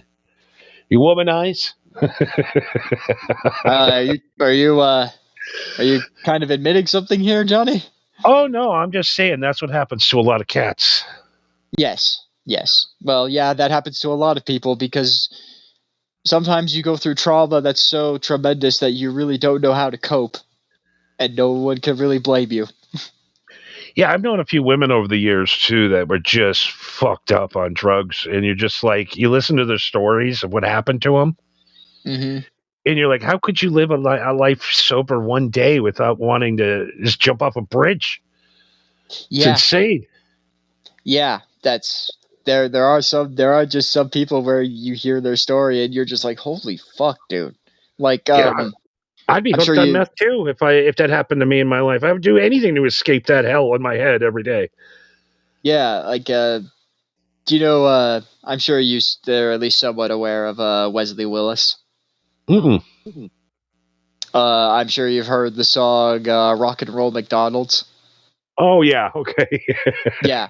So that dude is actually, well, I mean, he's dead. Rest in peace. But he was a street performer from Chicago who was a giant black man who had schizophrenia. And he would write and perform all of his pieces on a Casio keyboard that was set on demo mode. And he would basically just press random buttons on the key in sequences in the shape of songs, and he would sing to them. And one of them was like "Rock and Roll McDonald's," "I whooped Batman's ass," "Fuck you." Like, it's utter insanity. But there's some very poorly funded documentaries, like obviously indie projects or whatever. But there was a documentary that was made on him where they asked him like, how old are you? And he responded, like, I am 10,814 days old, which is like, okay, but, and he's kind of laughing about it. And then they asked him how many of those days were good days. Then he kind of just sat there and thought about it. And then he goes, 1,122. And I'm like, okay, now I'm not saying that this dude is correct and he's been alive for over 10,000 days. I'm not going to do the fucking math. But you're telling me that 1/10 of your life is pleasant? Holy shit, dude. I'd like that to be the other way around.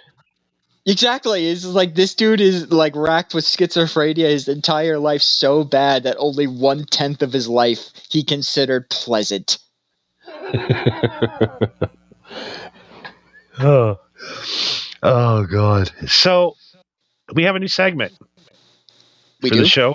Yep, I cooked it up this week. Wait, hold on. Wait. Where is this on the script that Grok typed out? I forgot to put it on because I just came up with it. Oh, okay. We're not going with the Grok script. Okay, good. Okay, we're going to do a thing here. Worst advice for bros. Oh, worst advice. Oh, okay. I can get behind this, yeah. Okay, I found the clip from probably the worst advice I've ever heard for guys. Oh, this ought to be good. You're his friend. You're basically his bro. So be a bro and beat his meat off every now and then. Suck off your best friend. No. Because if you don't, who will? I mean, you're his friend. Well, You're hopefully basically a his woman. bro. So be a bro and beat his meat off every now and then. Suck off your best friend. I'm going to say that's bad advice.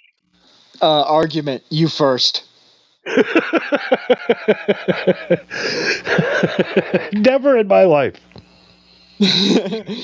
No. have I ever even thought about it. It's like, yeah, you go to your bar with your buddies, right? Yeah. And then you come back to the house. You're still horny and still want chicks, but the thought of doing that to your buddy never crosses our minds. You know why? No. Because we're straight. There's a thing that I think it was Patrice O'Neill that said it, where he's just like, the fact that women find men attractive is astounding. Yeah, We are disgusting, smelly, hairy, vulgar creatures. we really are. We're really. Some women have trained us better than others. Some, yes. But yeah, I am a disgusting pig. There's nothing nice about me. But yeah, I mean, just jerk your friend off. Just go ahead. Well, if I'm going to jerk a guy off, I'll just jerk myself off. What's the difference? Wait, hang on. Is a circle jerk involved? Well, that's a whole other thing. Yeah, then it's a game. Yeah, I mean, it's the guy that holds the cracker is the one that really has to deal with it. Oh, thank God I've never found myself in that situation. I've been in a couple of situations where guys grabbed my thighs and looked at me, and I'm like, dude, no, come on, dude, no. I've had man. Dude, I got something going on. I'm like, when? Because I was nice to you. I mean, there's only been a couple of times, again, when I was living in Seattle, where a dude just like randomly came up behind me and grabbed my ass, and I just literally like look over them with my shoulder, and I'd just be like, flattered, but no. You know, and then they just go like, they just like, oh, just defeated. You just okay. Oh, God damn it! I want to get my tongue all up in that tonight. Yeah, exactly. I'm just like, get flattered, but no. Yeah, I had one guy try to kiss me once, and I'm like, dude, no. I was like talking to a dog. No. I don't know if I ever told this story, but there was one time I went in. I should have known better, to be honest, but I was 20 and I was living in Seattle, and I have again, I don't want to use his name, so we'll just refer to him as my gay friend. He offered to take me out for drinks, and I said I'm not 21, and I said, oh, I know a place. If you come with me, then nobody'll card you. I'm like, okay, that sounds cool. And so I didn't think anything of it. I should have known better, to be honest. But I show up, and there's like literally dudes in fucking leather and assless chaps and fucking like the fucking leather mask and shit. And I look at him, I'm like, what in the fuck did you drag me into? He drove me into a fucking old school gay bar, not even a new one. Yeah, like, what the fuck is this? And he just starts laughing. And I'm like, no, seriously, like, is there an event going on? Like, what the fuck is going on here? And he's like, no, just, just like, don't interact, just like, don't, basically, like, don't be sexy, I guess.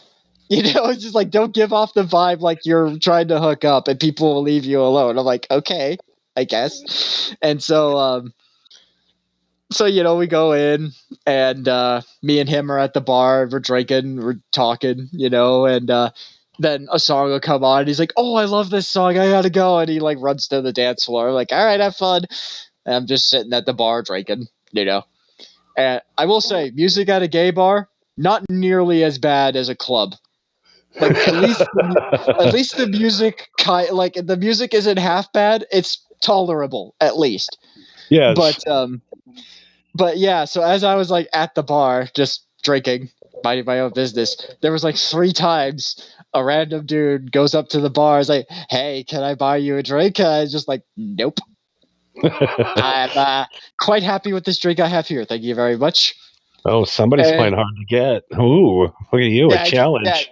exactly. There's like, "Oh well, can I buy you the next one?" I was like, "Nope, I have my own money. Thank you very much." Like I just completely stonewall. I'm just like, "Nope, nope." I again was flattered, but no.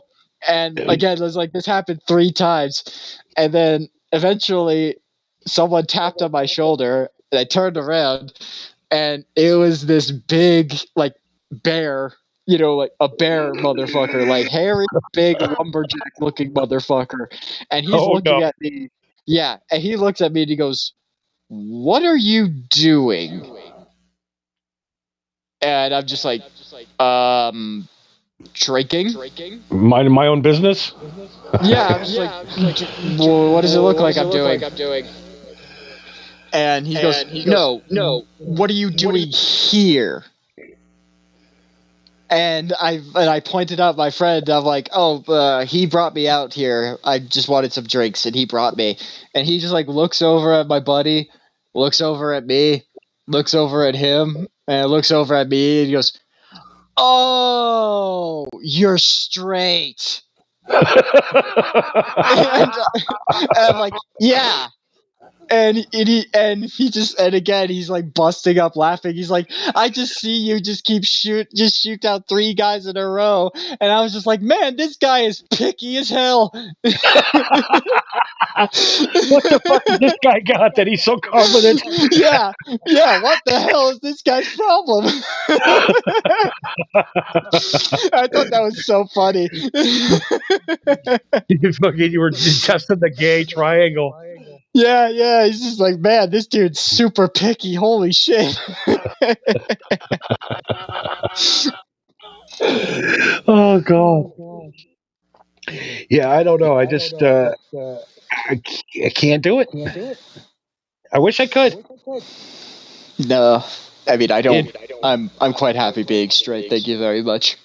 I just think it'd be easier to be gay, but then gay guys are worse than women on the bitch scale, on the bitch unit scale. It depends. There are levels. Oh boy. Okay, Rick, I got you, buddy. Oh, what? Maybe. We got to feed him. Yeah, Rick is like hitting the watch again. Wait. How much was that watch? $14. Now, you're not just saying that because... Oh, there we go. Oh, sorry. God damn it, Rick. It reminds me of a joke I heard on Kill Tony the other night where these 2 podcast guys, like me and you, tag team a girl together. And the guy goes, did any time go, did you guys start talking and go, "Oh, wait, go ahead."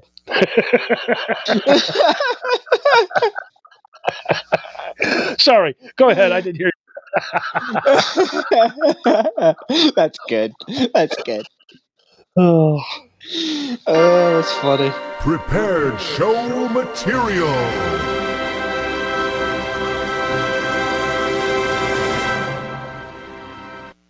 At Alien Head Pizza, humans, robots, and even a few meteors of flavor join forces. We hand-toss Stardust Dome, laser-slice galaxy pies, and launch cosmic sides that glow. This is at Alien Head Pizza, humans, robots, and even a few meteors of flavor join forces. We hand-toss Stardust Dome, laser-slice galaxy pies, and launch cosmic sides that glow.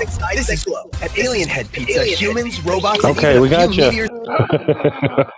Okay, Rick, I know we're sponsored by Alien Head Pizza, but we're not sponsored that much. Oh, delicious. I had that cosmic pizza last night. It was delicious. I'm very jealous. I keep telling them that they need to build another location over by me. Soon. I heard there's some Burger Kings going out of business over by. We're going to talk. Ooh, good. Location. So for those of the people that aren't cool, that don't know, on Tuesday nights at 10 p.m. on Marco's Twitch channel, MARCOV193, we do backseat gaming. Yes, I'm sir, in the back back to gaming. and he's in the front seat. He's gaming. Mm-hmm. Yes, we're going through the catalog of games that I grew up playing, games that I love to play, and Johnny is, well, essentially, if you remember Clueless Gamer back from the Conan O'Brien days, that's essentially what we're doing. And Johnny is Conan. And this time around, you may be familiar with us playing games like Dead Space, the Mass Effect trilogy, and the South Park games. But now we've come back around to playing the Batman Arkham series, and we're back with part 2 of Arkham Asylum. And Johnny, you just, I mean, you seemed pretty hyped about it, like pretty much within like the first 10 minutes of the game. I fucking love this game. This game is the best. The Joker's cackling the whole time. It is fucking awesome. Yes, you gotta have a good Joker.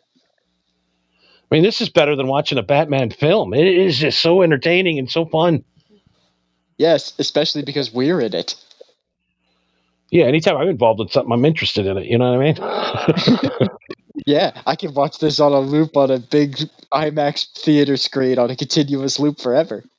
Yeah, nobody listens to your podcast, Johnny. Well, guess what? I listen to my podcast. Yeah, the day my podcast is so bad that I can't listen to it, that's when it ends. So, if you missed last night, here's a little bit of what you missed. I like a good pervert.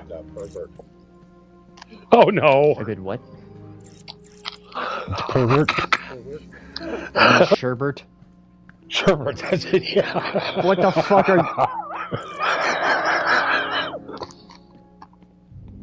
All right, man. All right. How did you seriously think that there was a dessert called pervert?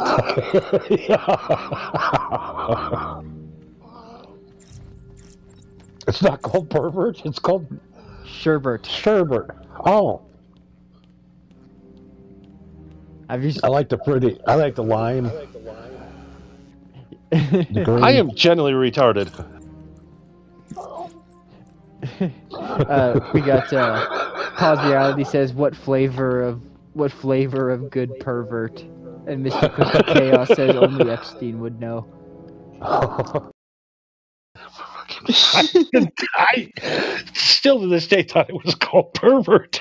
That legitimately, like, I thought my brain blew a fucking gasket when I was like, are you talking about sherbet? Like, when I said what the fuck, like, that was the sound of my brain blowing a gasket, just going like, I refuse to believe that you didn't know that it was called sherbet this entire time. No. Jesus Christ, man! I lost it last night. Yeah. That was a. I said it on that stream where it was just like I feel bad for laughing at that, but that was seriously out of left field, even for you. Like that was my head spin, just like, what the fuck did you just say? Well, I always thought they called it pervert because it was perverted ice cream, where it was not any ice cream in it. It was perverted. This is why you need to learn how to read. I don't like books. I'm not talking about books. I'm talking about the goddamn menu. Do you know I've only read one book in my entire life? What book was that? It was The Secret of Nim. That's a good book, actually. At least it was a good book. It's a great book. I loved it. But then after that, I'm like, there's never going to be a book better than this one. Why read anymore? Of course it's going to be the greatest book ever if that's the only book you've ever read. Intelligent Rat Community. There's tons of books about that. They even made the movie, but they fucked up the movie, man. I understand when people get mad. It's not like the book. Yeah, it happens all the time. And the only book I read, they had to ruin it with The Secret of Nim. They couldn't name the lady couldn't be named Mrs. Frisbee because they got sued by Hasbro. So they had to name her Mrs. Frisbee, and it ruined the whole story. All right, back to last night. I am Back to fucking Batman. There's something wrong with me. He has gallons of the stuff. There's a lab. Gallons? It's locked off, but the security key codes for the entire island are in the warden's safe. What else is Joker planning? How should I know? I do enjoy the fan service in this game, and you'll see what I mean here in a sec, if you got the eye for it. Uh-oh. Game over, we're done. Batman's dead, series over.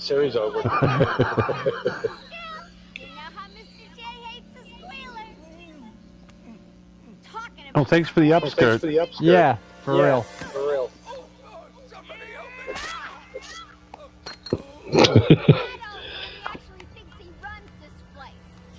Yeah. You might be the governor of Minnesota, but you don't run Gotham, bitch. Fucking Tim Waltz.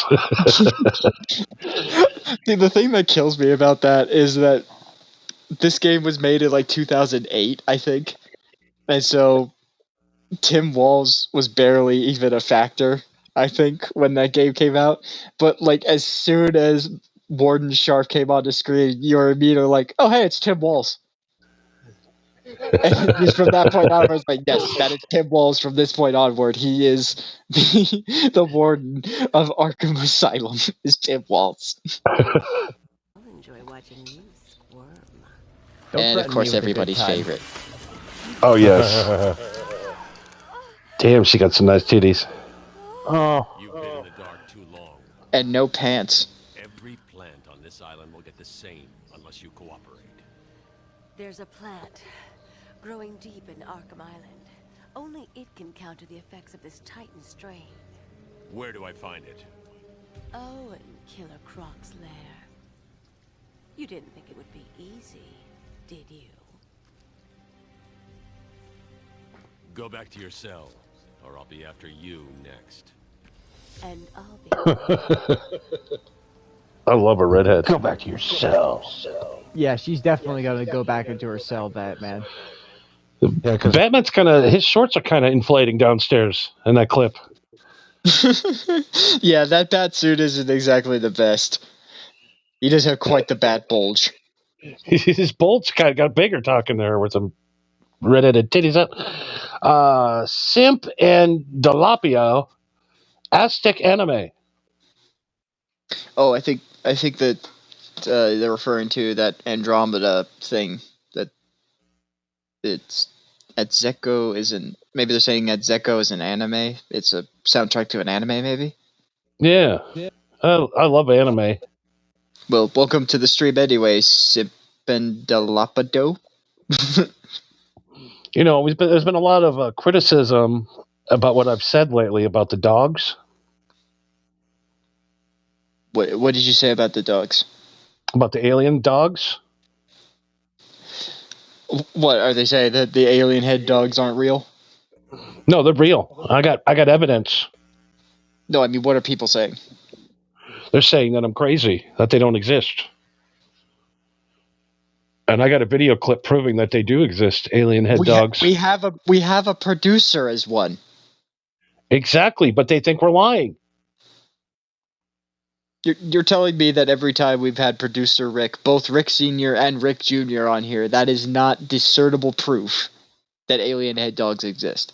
You would think, right? Listen, I'm stoned. I'm pretty fucking stoned right now. But trust me, I could tell the difference between artificial intelligence and reality. Okay, well, you let me know, especially on the first part of this clip, if this lady turns into a dog. Things ever caught on camera. Go away. Scariest things ever caught on camera. Go away. Scariest things ever caught on camera. Go away. Scariest things ever caught on camera. Go away. Don't come any closer. Coconut.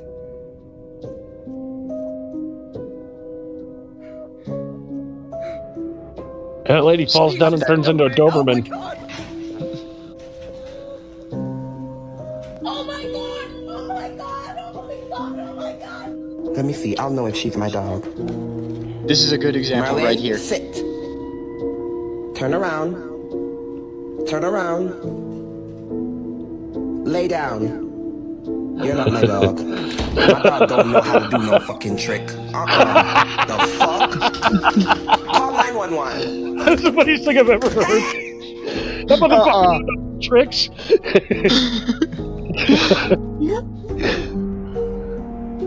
You're dying, buddy. Yeah, you know what I'm gonna do tomorrow is I'm just gonna do a bunch of just normal videos and just put that music behind it.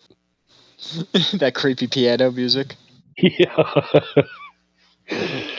Oh, that you ain't my fucking dog. There was a video that I saw the other day that had me fucking dying. It was like people taking like really like emotional and heartfelt sequences from movies and replacing the audio and the music with other music, where it's just like for example, one that I saw that fucking killed me was like, the only reason why people think Titanic is so sad is because of the music, and here's proof. And they played the the sequence of the Titanic splitting in half and all of the people like falling to their deaths, but they played it to the sound of like Skrillex. It's just Skrillex playing at full blast as these people are falling to their deaths. It's like, yeah, see, now it's funny.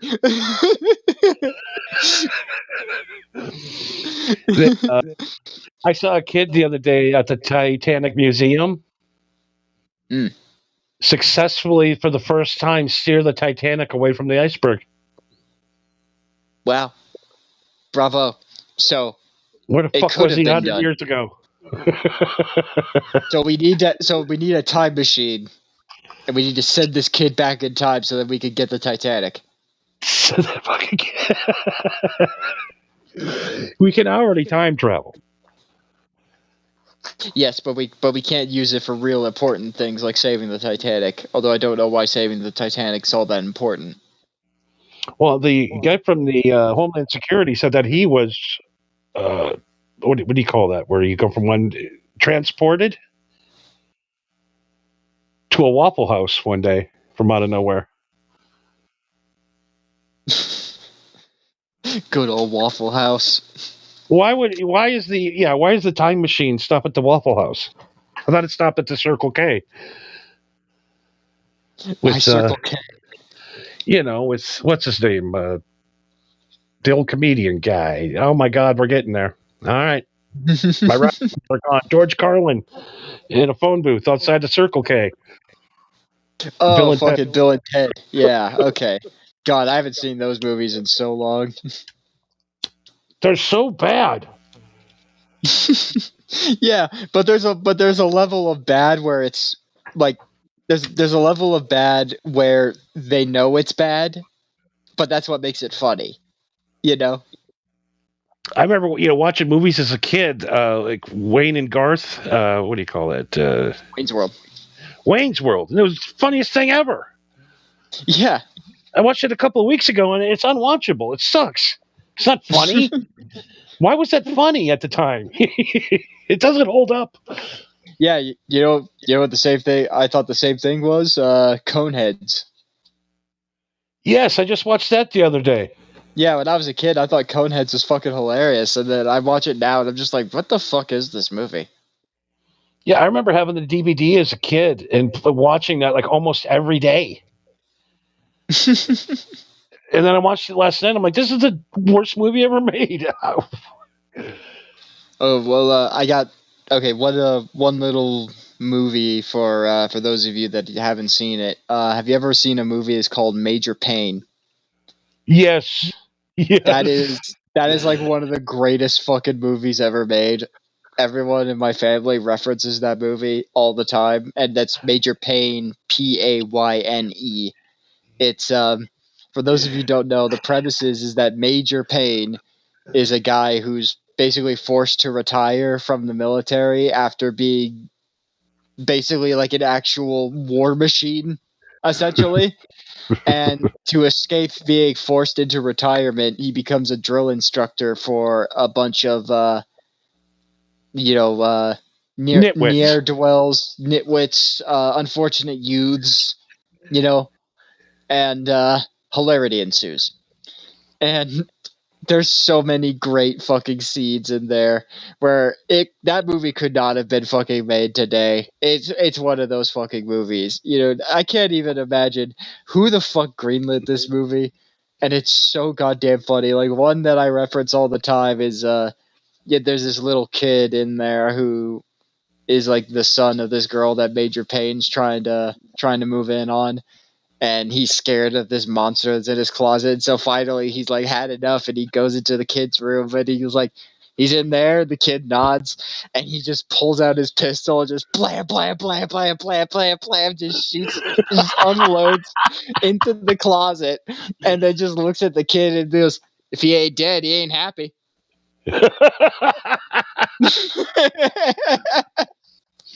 I got that on my list to rewatch. I watched it, but I don't remember it. Dude, that movie's one of my favorites. Okay. Damon Wayans, right? I believe so, yeah. Oh God. Another one of my favorites in that was when he was introducing himself to all the kids, and he goes up to that one. It was like he said like that big tall kid who like wasn't saying "sir, yes, sir" or standing at attention or anything, and he's like, "What's your problem, boy? Are you stupid? You a moron, or are you just plain deaf?" Like, actually, sir, he is deaf. Oh. Well, now you give me 20 for speaking out of line. And makes him do push-ups, and then he goes back to him, and it's like, "I'm sorry, Mr. Handicapped Person. I didn't mean to offend you." Mr. Handicapped Person. Mr. Handicapped Person. Oh, shit. Oh, God, that movie's fantastic. Yeah, I definitely got to rewatch that one. Even Pause Reality says, yes, he loves that one too. Yes, if you haven't seen Major Payne, please get your hands on it. You will not be disappointed. One thing I came across this week on YouTube that I'm addicted to now is this TV show from 1972 called McLean. Can't say I'm familiar. With a golden cowboy hat that fights crime. It is the worst fucking TV show ever made in the history of television programs. And last night, he had to take down Dracula. Oh. I was on the floor laughing. It is so bad. It is. I'm like, how? And I'm sitting there thinking, how was this entertainment in 1972? People must have been really retarded back then. Well, fuck, man. Look at the Adam West Batman TV show. That shit was goofy as fuck. And awesome. But it was awesome. That's why. It's because it was so goddamn stupid. I love watching guys fight crime in the 70s. Yeah, because they had to choreograph punches, but they had to do it slow enough so they don't accidentally deck each other in the face. The fights are bad. The stunts are so bad. You can see that there's a different guy driving in the car. Yeah, you could hear the stock audio that they heard of like tables breaking and glass breaking. Where it's like, oh yeah, they use the same sound for the bottles breaking and the same sound for the windows. And I remember a guy like in 1983 goes, wouldn't it just be easier to make like a model of that and blow it up? Yeah, it kind of would, wouldn't it? Well, why would we do that? That's not authentic. And now we'll never see a car chase like that again. It's all AI.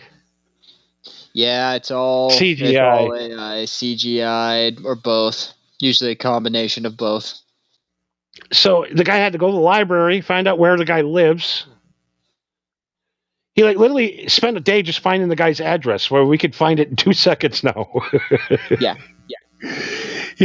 Go to the phone company, look up the phone records.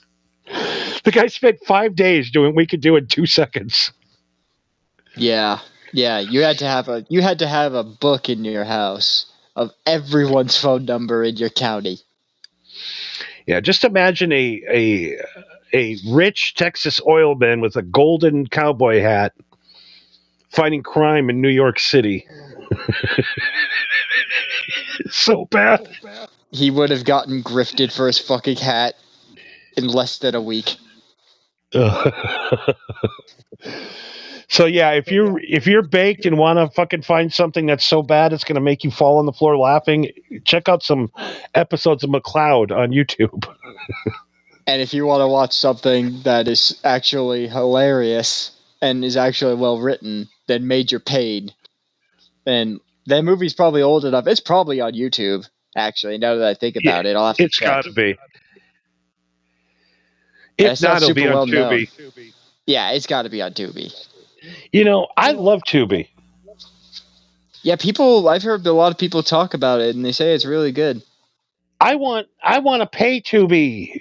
I would pay Tubi a subscription not to see the commercials because they got the best movies, they got the best shows, but it's fucking commercials. I hate commercials. Because you know what happens when there's commercials. When the commercials start, you pick up your phone, and the next thing you know, you've missed half the show. Yeah, because you're doom scrolling or you're playing that video game on your phone, and then the next commercial pops up, and you're just like, "Oh, god damn it!" But the ad's too big, so you can't rewind it. Nope. But yeah, big shout out to Tubi. They got all the Terrifier movies on there. Yeah, I did see that when Netflix announced that they were increasing their prices. They said the standards increased from 11 to 12 or whatever the fuck. Tubi's Twitter responded by saying, "We have changed our prices from free to free." I really think Tubi's the best streaming service, but I would pay the $12 to Tubi to get the commercials out of there. Yeah, because you actually have shit that's worth it, apparently. Fucking Netflix. Every time I put Netflix on, I scroll for like 2 hours looking for something to watch. And then I always end up watching some stupid shit I've already seen. I thought that you would be on Netflix for wrestling or something. No, I don't watch WWE. That's for retards and 8-year-olds. That's right. You watch AEW. That's for real men. I forgot. Yeah, real educated wrestling fans, not 8-year-olds and retards. That's what a WWE fan is. You're retarded. I see. I don't watch either. What are you calling me out for? Yeah, saying the guy that spent $7,000 last year on WrestleMania tickets. I completely forgot about it. So yeah, you did idea, and you did hang out with a retarded kid. And I am not going this year because I'll never do it again. That is the worst experience of my life. There was nothing about that event that made it worth it? Not really. I just remember looking around. Like I said, there's 8-year-olds and retards everywhere. And I'm like, I'm one of them. That's where I am right now in my life. I'm retarded. I care what happens to Cody Rhodes. I actually care if Cody Rhodes finished his story or not. Yes. And as you walked away from your seat through the sea of retards and 8-year-olds and you went to the commissary, you ordered your lime pervert. My lime pervert.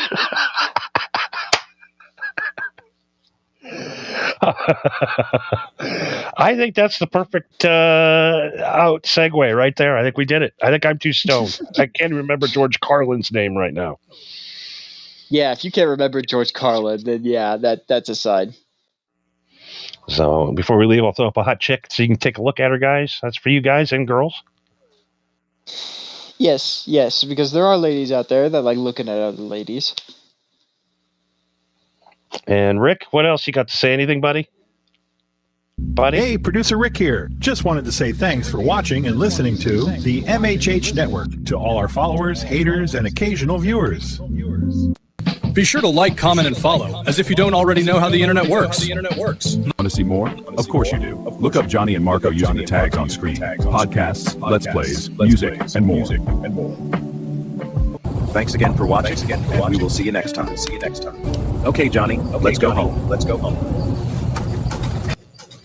I hate this part of the week when I have to say goodbye. It's tough. I know. It's tough. It's very tough, and I know it's tough for you too, the listeners. I know it's hard, but we have a lot of replays you can go listen to. Exactly. I know most of you people don't catch us live. A lot of you catch us after the fact. But in case you haven't noticed, there's over 100 episodes. I doubt that I'm sure Paz has heard every episode.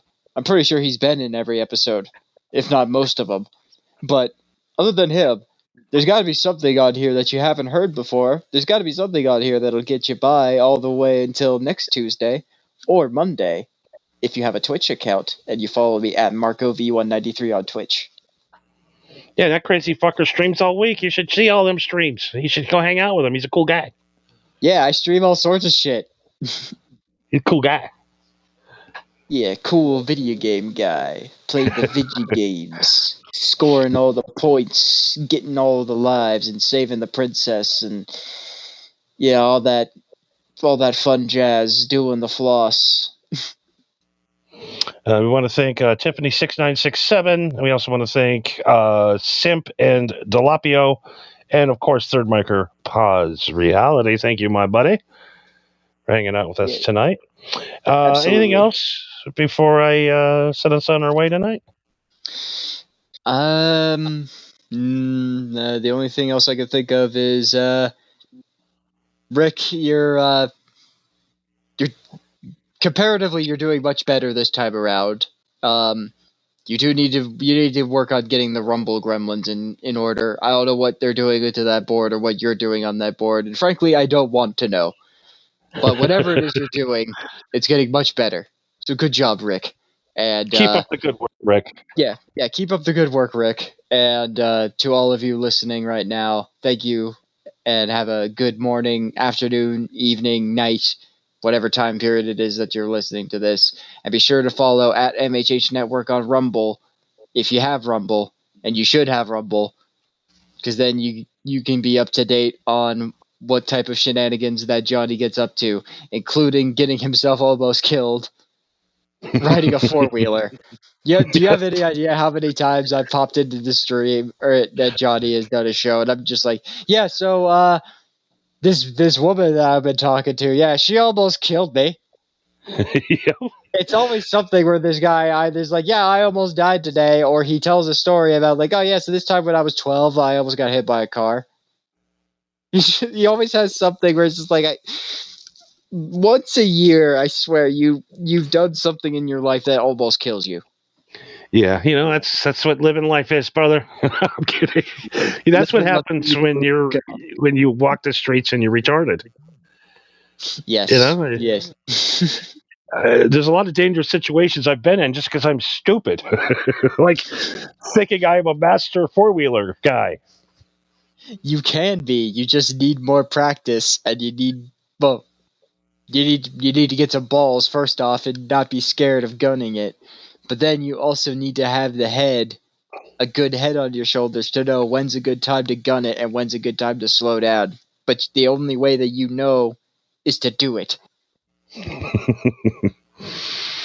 Well, we'll see when we get the four-wheeler back if I control my destiny.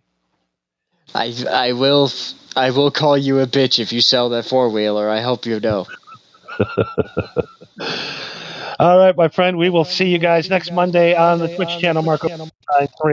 10 p.m. Pacific. Be there. Same bad time, same bad channel, same Batman game. I'm Batman. News. There we go. I hit the right clip. Way to go, Ricky. $500,000. An extraordinary rare thanks, brother. Whose whereabouts had Thank you, man. mystery since the late 1970s has just sold for just over $500,000. Pa says, no, thank you for y'all being great at what you do, and you are welcome. Well, no, thank you, my brother. We're great because of you. Helping us out every week. Yeah, by giving us an actual reason to do a show. Subscribe basically. to That's So Funny. We know one person's listening, we're happy. Exactly.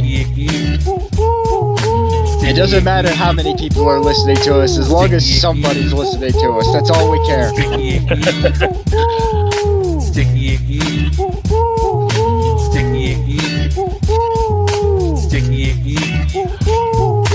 We did pretty good tonight. We had an 18 spot at one time, so yeah, I mean, it's growing. You need that. You need that Abraham Lincoln Kush, dog. You need to smoke the Gettysburg Address. Oh, now everybody's pumping in. Now we got a bunch of people trying to get into the show right now. Motherfucker. Of course, because we're done. God damn it. Well, see, your crowd is used to you being live at around midnight. That's why. Yep. So, Abraham Lincoln Kush. Every podcast you do. No one will watch it. Like, good night, everybody. All of a sudden, everybody plugs in. Wow, this is like a really neat and interesting show, and it's over. That Underground Railroad shit, you know what I'm saying? You need to smoke that. You fucking... And I will. Yeah, that's I will what smoke that shit. That's what you fucking need. Whatever. Yeah, I got to puff up the rest of that tiger blood and hit the sheets. A rare dye. Sounds like a plan to me, brother. Sells for over Peace out, y'all. $500,000. An extraordinary rare